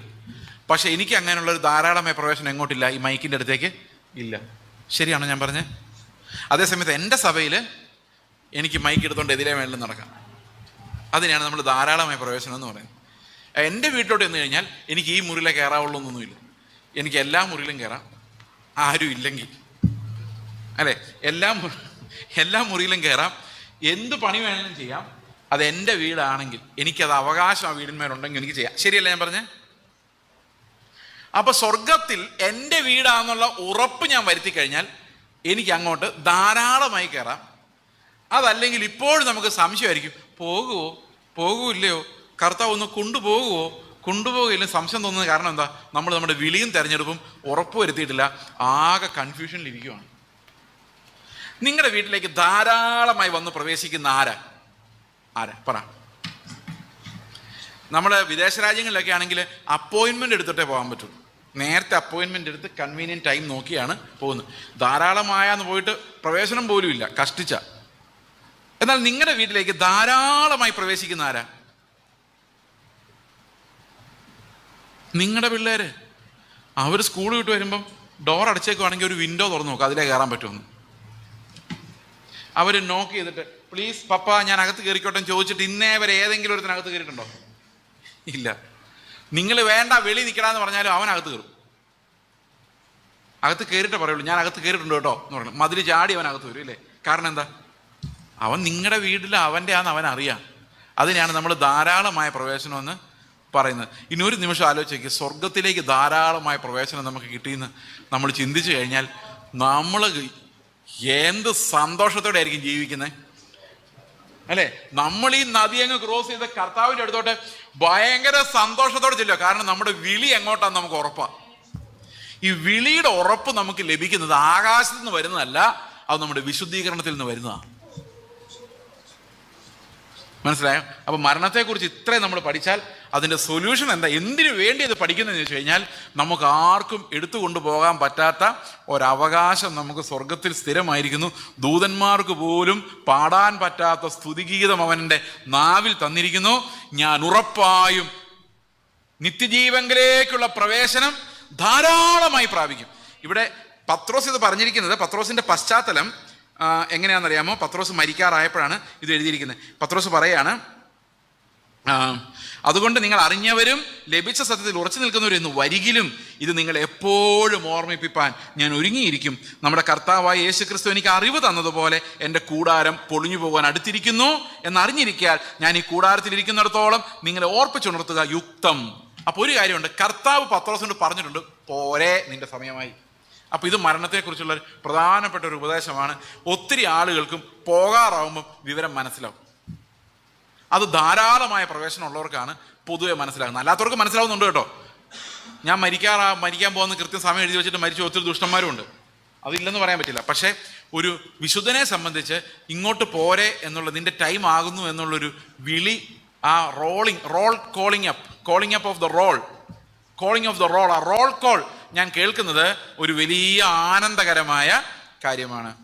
മനസ്സിലാവുന്നുണ്ടോ? അപ്പോൾ പത്രോസ് ആ ദേഹത്ത് നിന്ന് മാറിപ്പോകുന്ന സമയമായപ്പോഴും പത്രോസ് പറയാണ്, നിങ്ങൾ എല്ലാവരും പ്രത്യാശയുള്ളവരാണെന്ന് എനിക്കറിയാം, നിങ്ങൾ എല്ലാവരും കർത്താവിന് വേണ്ടി കാത്തിരിക്കാന്നറിയാം, പക്ഷെ മരിക്കാൻ പോവാണ് ഞാൻ. അതുകൊണ്ടൊരു കാര്യം പറയാം, പിന്നെ ഇത് നിങ്ങളോട് ഓർപ്പിക്കാൻ എനിക്ക് ഭയങ്കര സന്തോഷമാണ്. കാരണം നിങ്ങളെല്ലാവരും ധാരാളമായി തുള്ളിച്ചാടി സ്വന്തം വീട്ടിലേക്ക് സ്കൂളിലുള്ള ബാഗെല്ലാം വലിച്ചെറിഞ്ഞ്, മതി കർത്താവേ ഇവിടെ നടന്നത്, എൻ്റെ ബാഗ് ഇതാ ഞാൻ എറിഞ്ഞു കളയുന്നു, ഞാൻ ഓടി വരുന്നു എന്ന് പറഞ്ഞുകൊണ്ട് ഓടി സ്വർഗത്തിലോട്ട് പോകാവുന്നത്ര തിടുക്കം, ഞരക്കം, കൊതി, കാത്തിരിപ്പ് നമ്മുടെ ഉള്ളിൽ ഉണ്ടാകണം. ആ തേജസ്സോടെ കർത്താവ് നമ്മളെ രൂപാന്തരപ്പെടുത്തുന്ന ആ ദിവസത്തിന് വേണ്ടി നമ്മൾ കൊതിയോടെ നോക്കിയിരിക്കണമെന്ന് വചനം നമ്മളെ പഠിപ്പിക്കുന്നു. അപ്പോൾ ഈ മരണകരമായ എല്ലാ അവസ്ഥകളിലും നമ്മളെ രക്ഷിക്കുവാൻ, മരണത്തിൻ്റെ ഭയത്തിൽ നമ്മളെ രക്ഷിക്കുവാൻ, കർത്താവിൻ്റെ അടുത്ത് എപ്പോഴും ഇരിക്കുന്ന ആ വാസസ്ഥലം നമുക്ക് ദാനമായി തരുവാൻ, ആ ഒരു വാഗ്ദത്തത്തിൽ നമ്മൾ ഉറച്ചു വിശ്വസിക്കുക, നമ്മുടെ വിലയും തെരഞ്ഞെടുപ്പ് ഉറപ്പുവരുത്തുക. യോഹന്നാന്റെ സുവിശേഷം 14-ാം അധ്യായത്തിൻ്റെ 1-ാം വാക്യം പറയുന്നു. എന്താ പറയുന്നത്? നിങ്ങളുടെ ഹൃദയം കലങ്ങിപ്പോകരുത്, ദൈവത്തിൽ വിശ്വസിപ്പിൻ, എന്നിലും വിശ്വസിപ്പിൻ. എൻ്റെ പിതാവിൻ്റെ ഭവനത്തിൽ അനേകം വാസസ്ഥലങ്ങളുണ്ട്, ഇല്ലെങ്കിൽ ഞാൻ നിങ്ങളോട് പറയുമായിരുന്നു. അപ്പം വാസസ്ഥലങ്ങളുണ്ട്, കർത്താവിൻ്റെ അടുത്തുണ്ട്. നമ്മൾ മരിച്ചു കഴിഞ്ഞാൽ നമ്മൾ അവനോടുകൂടെ ഒരു ഭയങ്കരമായ ആനന്ദത്തിൽ. നിങ്ങൾ എപ്പോഴെങ്കിലും ആലോചിച്ചിട്ടുണ്ട് കർത്താവ് നമ്മുടെ മുമ്പിലേക്ക് വന്നാൽ എന്ത് ആനന്ദമായിരിക്കുമെന്ന്? ഈ ഒത്തിരി മിസ്റ്റിക്സ് ഉണ്ടായിട്ടുണ്ട് ഈ ക്രിസ്തീയ കാലഘട്ടത്തിൽ. അതായത് ഈ മിസ്റ്റിക് എന്ന് പറഞ്ഞു കഴിഞ്ഞാൽ എന്താണെന്ന് വെച്ച് കഴിഞ്ഞാൽ, ഇപ്പം ഞാൻ നിങ്ങളോട് ഇപ്പോൾ സംസാരിച്ചുകൊണ്ടിരിക്കുന്നു, നിങ്ങൾ എക്സാമ്പിൾ ശരിയായില്ല, ഞാൻ വേറെ എക്സാമ്പിൾ പറയാം. ഈ ന്യൂ ജനറേഷനിലൊക്കെ പാസ്റ്റർമാർ വന്നു കഴിയുമ്പോഴേക്കുണ്ടല്ലോ, ഞാൻ ഈ കഴിഞ്ഞ ദിവസം ഒരു ചർച്ച നിൽക്കുമായിരുന്നേ. അപ്പോൾ പാസ്റ്ററെ ഒരു ഗ്രൗണ്ടുണ്ട്, ഗ്രൗണ്ടിന് വെളിയിലാണ് ഗേറ്റ്. അപ്പോൾ ഗേറ്റിൽ നിന്ന് ആ പാസ്റ്ററുടെ കാർ ഇങ്ങ് വളഞ്ഞു വരലും, ഇവിടെ നിന്നവരും അടുക്കളയിൽ നിന്നവരും കസേരയിൽ നിന്നവരും എല്ലാം എഴുന്നേറ്റു. ഞാനത് കണ്ടിട്ട്, ആ വെനറേഷൻ കണ്ടിട്ട് തലയിൽ കവിച്ചു പോയി. കർത്താവ് വന്നവർ എഴുന്നേക്കുമെന്ന് എനിക്കറിയാൻ മേല. ആ കാറ് കാണുമ്പോൾ ഒരു വിറയല, പാസ്റ്റർ വന്നു. അപ്പം യേശുക്രിസ്തു അങ്ങനെയല്ലായിരുന്നു കേട്ടോ. യേശുക്രിസ്തു ഒരു ദാസനായിരുന്നു, കർത്താവിനെ കണ്ട് തിരിച്ചറിയാൻ പോലും പറ്റില്ലായിരുന്നു. അത് മാത്രമല്ല, ഈ ആൾക്കാരെല്ലാം കൂടി, ശിഷ്യന്മാരെല്ലാം കൂടുമ്പം ആഹാരം വിളമ്പി കൊടുത്തുകൊണ്ടിരുന്ന കർത്താവാണ്. അങ്ങനെ ബൈബിൾ എഴുതിയിട്ടുണ്ട്. ആഹാരം വിളമ്പി കൊടുത്തുകൊണ്ട് മേശയിൽ ശുശ്രൂഷിച്ചുകൊണ്ടിരുന്ന കർത്താവ് പറഞ്ഞില്ലേ, കഴിക്കുന്നവനാണോ വിളമ്പുന്നവനാണോ മേശയിൽ ശുശ്രൂഷിക്കുന്നവനാണോ വലിയവൻ? കഴിക്കാൻ ഇരിക്കുന്നവനല്ലയോ, ഭക്ഷണത്തിന് ഇരിക്കുന്നവനല്ലയോ? ഞാൻ നിങ്ങളുടെ ഇടയിൽ ശുശ്രൂഷകനെ പോലെ അല്ലേ ഉണ്ടായിരുന്നെന്ന് കർത്താവ് ചോദിച്ചാൽ അതിനർത്ഥം തന്നെ ശിഷ്യന്മാരെല്ലാം വിളിച്ചിരുത്തി വിളമ്പി കൊടുക്കുന്ന ഒരു ദാസനെ പോലെ കർത്താവ് അവരുടെ ഇടയിൽ ജീവിച്ചത്. പക്ഷെ ഇന്നത്തെ മോഡൽസ് എല്ലാം വേറെ. അപ്പം ഞാൻ വിചാരിച്ചു, ഈ പാസ്റ്റർ വരുമ്പോഴേക്കും ഇത്രയും റെഫറൻസ് സ്നേഹമാണെങ്കിൽ ഈ കർത്താവ് ഒന്ന് നമ്മുടെ അടുത്തോട്ട് വന്നിരുന്ന എന്തായിരിക്കും നമ്മുടെ അവസ്ഥ? അല്ലേ? നമ്മൾ ആനന്ദം കൊണ്ട് അങ്ങ് തുള്ളിച്ചാടിപ്പോലെ ഇല്ലേ? കർത്താവ് നമ്മുടെ അടുത്ത് ഇപ്പോൾ നമ്മളെ ഒന്ന് കെട്ടിപ്പിടിച്ചു, നമ്മളൊന്ന് മോനെ എന്നൊന്ന് വിളിച്ചു കഴിഞ്ഞാൽ എന്തോ ഒരു സന്തോഷമായിരിക്കും. അത് 24 hours അനുഭവിക്കുന്ന ആലോചിച്ച് നോക്കി, എപ്പോഴും അവനോട് ചേർന്നിരിക്കുന്ന ആലോചിച്ച് നോക്കി. ഇതാണ് നമ്മളെ മോഹിപ്പിക്കുന്ന കാര്യം. നമുക്ക് മരിക്കാൻ ആർക്കും കൊതിയും ധൃതിയൊന്നുമില്ല, കർത്താവിനോട് പോകാനാണ്, കർത്താവിൻ്റെ അടുത്ത് ഇരിക്കാനാണ് ധൃതി. നിങ്ങൾ ഇങ്ങനെ വ്യാഖ്യാനിക്കരുത്, എങ്ങനെയെങ്കിലും മരിച്ചാൽ മതിയായിരുന്നു, അങ്ങനെ പറയരുത്. കാരണം ജീവിച്ചിരുന്നാലും ഇതുപോലെ കർത്താവിനെ അനുഭവിക്കാൻ നമുക്ക് അത്രയും പറ്റിയില്ലെങ്കിലും ഇപ്പോഴും പറ്റും. നമ്മളെക്കുറിച്ച് കർത്താവിൻ്റെ ഉദ്ദേശമുണ്ട്, അത് പൂർത്തിയാക്കുമ്പോൾ കർത്താവ് നമ്മളെ വിളിച്ചോളും. കർത്താവ് വിളിക്കുമ്പോഴാണ് നമുക്ക് പോകാൻ ഏറ്റവും സന്തോഷമായിട്ട് പോകാൻ പറ്റുന്നുണ്ട്. മരണത്തെ ഭയപ്പെടാതെ ജീവിതത്തെ നേരിടുവാൻ, വിശദീകരിക്കപ്പെടുവാൻ ദൈവം നിങ്ങളെല്ലാവരെയും സഹായിക്കുമാറാകട്ടെ. മരണകരമായ പാപത്തെക്കുറിച്ച് നിങ്ങളോട് സംസാരിക്കണമെന്ന് ഒരാവശ്യം ഉണ്ടായിരുന്നു. അത് പറയാനുള്ള ടൈം ഇല്ലെങ്കിൽ ഞാൻ പെട്ടെന്ന് ഓടിച്ച് പറയാം. മരണകരമായ പാപമെന്ന് ഞാൻ മനസ്സിലാക്കുന്നത് ഒരു കാര്യം നിങ്ങൾ പ്രത്യേകിച്ച് ചിന്തിക്കണം. യോഹന്നാന്റെ ലേഖനത്തിൽ പറഞ്ഞിരിക്കുന്ന വാക്യത്തിൽ ഇങ്ങനെയാണ്: ഒരുവൻ മരണകരമായ പാപം ചെയ്യുന്നുവെങ്കിൽ നിങ്ങൾ അവന് വേണ്ടി പ്രാർത്ഥിക്കണം എന്ന് ഞാൻ പറയുന്നില്ല എന്നേ ഉള്ളൂ, പ്രാർത്ഥിക്കരുതെന്നില്ല. നിങ്ങൾ മരണകരമായ പാപം ഒരുത്തൻ ചെയ്യുന്ന കണ്ടാൽ അവർക്ക് വേണ്ടി പ്രാർത്ഥിക്കാം. പക്ഷെ യോഹന്നാൻ പറയുക, അങ്ങനെ പ്രാർത്ഥിക്കണമെന്ന് ഞാൻ പറയുന്നില്ല, നിങ്ങൾ നിർബന്ധിക്കുന്നില്ല എന്നേ ഉള്ളൂ. ഓക്കെ, അത് നമ്മൾ ശ്രദ്ധിക്കണേ. അല്ലാതെ മരണകരമായ പാപം എന്ന് പറഞ്ഞാലും അവനെ നാളെ രക്ഷിക്കാൻ കർത്താവിന് കഴിയേലാന്നൊന്നും അർത്ഥമില്ല. ഇവർ പ്രാർത്ഥിക്കണമെന്ന് നിർബന്ധിക്കുന്നില്ല എന്ന് മാത്രമേ പറയുന്നു. ഇനി മരണകരമായ പാപത്തെക്കുറിച്ച് നമ്മൾ ചിന്തിക്കുമ്പോൾ പ്രധാനമായിട്ടും എൻ്റെ മനസ്സിൽ വരുന്നത് 4 പാപങ്ങളാണ്, 5 പാപങ്ങളാണ്. ഇതിലേതുമാകാം, അവിടെ ക്ലിയർ ആയിട്ടത് പറഞ്ഞിട്ടില്ല, എങ്കിൽ ഇതിലേതുമാകാം, ഒരു പക്ഷേ എല്ലാം ആകാം. ഓക്കെ. 1, പരിശുദ്ധാത്മാവ് തരുന്ന ബോധ്യങ്ങൾക്കെതിരെ പാപം ചെയ്യുക. അതായത് യേശുക്രിസ്തുവിന് എനിക്ക് വെളിപ്പെട്ട് കിട്ടിയിട്ടും എൻ്റെ സൗകര്യത്തിന് വേണ്ടി ഞാൻ വേണ്ടാന്ന് വയ്ക്കുക. അപ്പോൾ എൻ്റെ ആത്മാവ് എന്നോട് പറയുന്നുണ്ട് ഇത് കർത്താവാണ്, സ്വീകരിച്ചോ എന്ന് പറയുമ്പം എനിക്ക് കർത്താവെന്ന് മനസ്സിലായി, പക്ഷേ സ്റ്റിൽ എൻ്റെ ലോകം ഞാൻ കൂടുതൽ സ്നേഹിക്കുന്നതുകൊണ്ട് കർത്താവിനെ തള്ളിക്കളയുന്നു. ഇതാണ് പരീശന്മാർ ചെയ്ത പാപം. അപ്പോഴാണ് കർത്താവ് പറഞ്ഞത് ഇത് പരിശുദ്ധാത്മാവിനെതിരെയാണ് നിങ്ങൾ പാപം ചെയ്യുന്നത്. നിങ്ങളെ ബോധ്യപ്പെടുത്താൻ പരിശുദ്ധാത്മാവ് ശ്രമിക്കുമ്പോൾ അതിനെതിരെ നിങ്ങൾ ഫോഴ്സ് ഇട്ട് അതിനെ എതിർക്കുകയാണ്. അപ്പോൾ അത് ഒരു മരണകരമായ പാപമായിട്ട് നമുക്ക് കണക്കൂട്ടാം. 2, വ്യഭിചാരം എന്ന പാപം മരണകരമായ പാപമായിട്ട് വേദപുസ്തകം പലയിടത്ത് പറയുന്നുണ്ട്. അതൊരു പ്രധാനപ്പെട്ട കാര്യം. ഈ ഒരു പാപം മാത്രമാണ് ശരീരം കൊണ്ട് ചെയ്യുന്നത്. അതൊരു വ്യഭിചാര പാപത്തിൽ, അതായത് ഒരു സ്ത്രീയും പുരുഷനും ഒന്നായിരിക്കുമ്പോൾ അവരുടെ ശരീരം മുഴുവൻ ഒന്നാണ്. അതായത് the all body is involve in that relationship. എന്നാൽ ആ ഒരു ഓൾ ബോഡി ഭാര്യയിൽ നിന്ന് സെപ്പറേറ്റ് ചെയ്ത്, അല്ലെങ്കിൽ ഭർത്താവിൽ നിന്ന് സെപ്പറേറ്റ് ചെയ്ത് വേറൊരാളുമായി ഒട്ടിച്ചു ചേർക്കുമ്പോൾ അത് ശരീരത്തിലെ ഓരോ അവയവങ്ങളും പാപം ചെയ്യുകയാണ്. അത് ദൈവത്തിൻ്റെ ആലയത്തെ നശിപ്പിക്കുന്നതിനും അതിനകത്ത് ഗ്ലോറി ഇല്ലാതാക്കുന്നതിനുള്ളൊരു പരിശ്രമമാണ്. അത് മരണകരമായൊരു പാപമാണ്. അത് ആരെങ്കിലും ചെയ്യുന്നതായിട്ട് കണ്ടാൽ നിങ്ങൾക്ക് അവർക്ക് വേണ്ടി പ്രാർത്ഥിക്കണം, നിർബന്ധമില്ല, പ്രാർത്ഥിക്കാം. ഓക്കെ. ഇനി 3-ാമത്തെ കാര്യം എന്ന് പറയുന്നത് എബ്രായ ലേഖനത്തിൽ പറഞ്ഞിരിക്കുന്ന 3 വിഷയങ്ങളാണ്. അതിലൊന്ന് ദൈവപുത്രനെ ചവിട്ടിക്കളയുകയും നിങ്ങളെ വിശുദ്ധീകരിച്ച നിയമരക്തത്തെ മലിനമെന്ന് എണ്ണുകയും കൃപയുടെ ആത്മാവിനെ നിന്ദിക്കുകയും ചെയ്യുന്നവർക്ക് എത്ര വലിയ കഠിനമായ ശിക്ഷാവിധി വരും എന്ന് പറഞ്ഞു കഴിഞ്ഞാൽ അതെല്ലാം അപ്പോസ്റ്റസിയുമായിട്ട്, അതായത് കർത്താവിനെ നിഷേധിക്കുന്നതുമായിട്ട് ബന്ധപ്പെട്ട പാപങ്ങളാണ്. യേശുക്രിസ്തുവിനെ നമ്മൾ നിസ്സാരനെന്ന് കാണുക, അതിനൊക്കെ ഒത്തിരി വിശദീകരിക്കാനുണ്ടാതെ, അത് നിസ്സാര കാര്യമല്ല. നമുക്ക് പലർക്കും അങ്ങനെയുള്ള പാപങ്ങളിൽ പലരും വീണിട്ടുണ്ട്. അതുകൊണ്ട് ഈ വക കാര്യങ്ങൾ നമ്മൾ വളരെ സൂക്ഷിക്കേണ്ടതാണ്. ഇതാണ് എനിക്ക് അതിനെക്കുറിച്ച് മനസ്സിലായിട്ടുള്ള കാര്യം. ഈ വക കാര്യങ്ങളാണ് ഏറ്റവും സീരിയസ് ആയിട്ട് വേദപുസ്തകത്തിൽ പറഞ്ഞിട്ടുള്ളത്. അങ്ങനൊരു പാപം ചെയ്യുന്ന ഒരാളെ നിങ്ങൾ കണ്ടാൽ നിങ്ങൾ അവർക്ക് വേണ്ടി പ്രാർത്ഥിക്കരുതെന്നില്ല, പ്രാർത്ഥിക്കണമെന്ന് നിർബന്ധമില്ല എന്ന് മാത്രമേ ഉള്ളൂ. ഞാനിത് കൂട്ടിച്ചേർത്തെന്ന് മാത്രം. അവസാനം ആയിട്ട് ഒന്നുകൂടെ പറയട്ടെ, നമ്മൾ ദൈവരാജ്യത്തിലേക്കുള്ള ധാരാളമായ പ്രവേശനം പ്രാപിക്കാൻ തക്കവണ്ണം ദൈവം നമ്മളെ ആ ജീവനും ഭക്തിക്കുമുള്ളതെല്ലാം തന്ന് ക്രിസ്തുവിൻ്റെ സ്വഭാവത്തോട് നമ്മളെ അനുരൂപരാക്കി മാറ്റി ഒരു പെർഫെക്റ്റ് ഫെയ്ത്ത് നമ്മുടെ ഉള്ളിൽ കർത്താവ് ഉരുവാക്കട്ടെ എന്ന് നമുക്ക് പ്രാർത്ഥിക്കാം.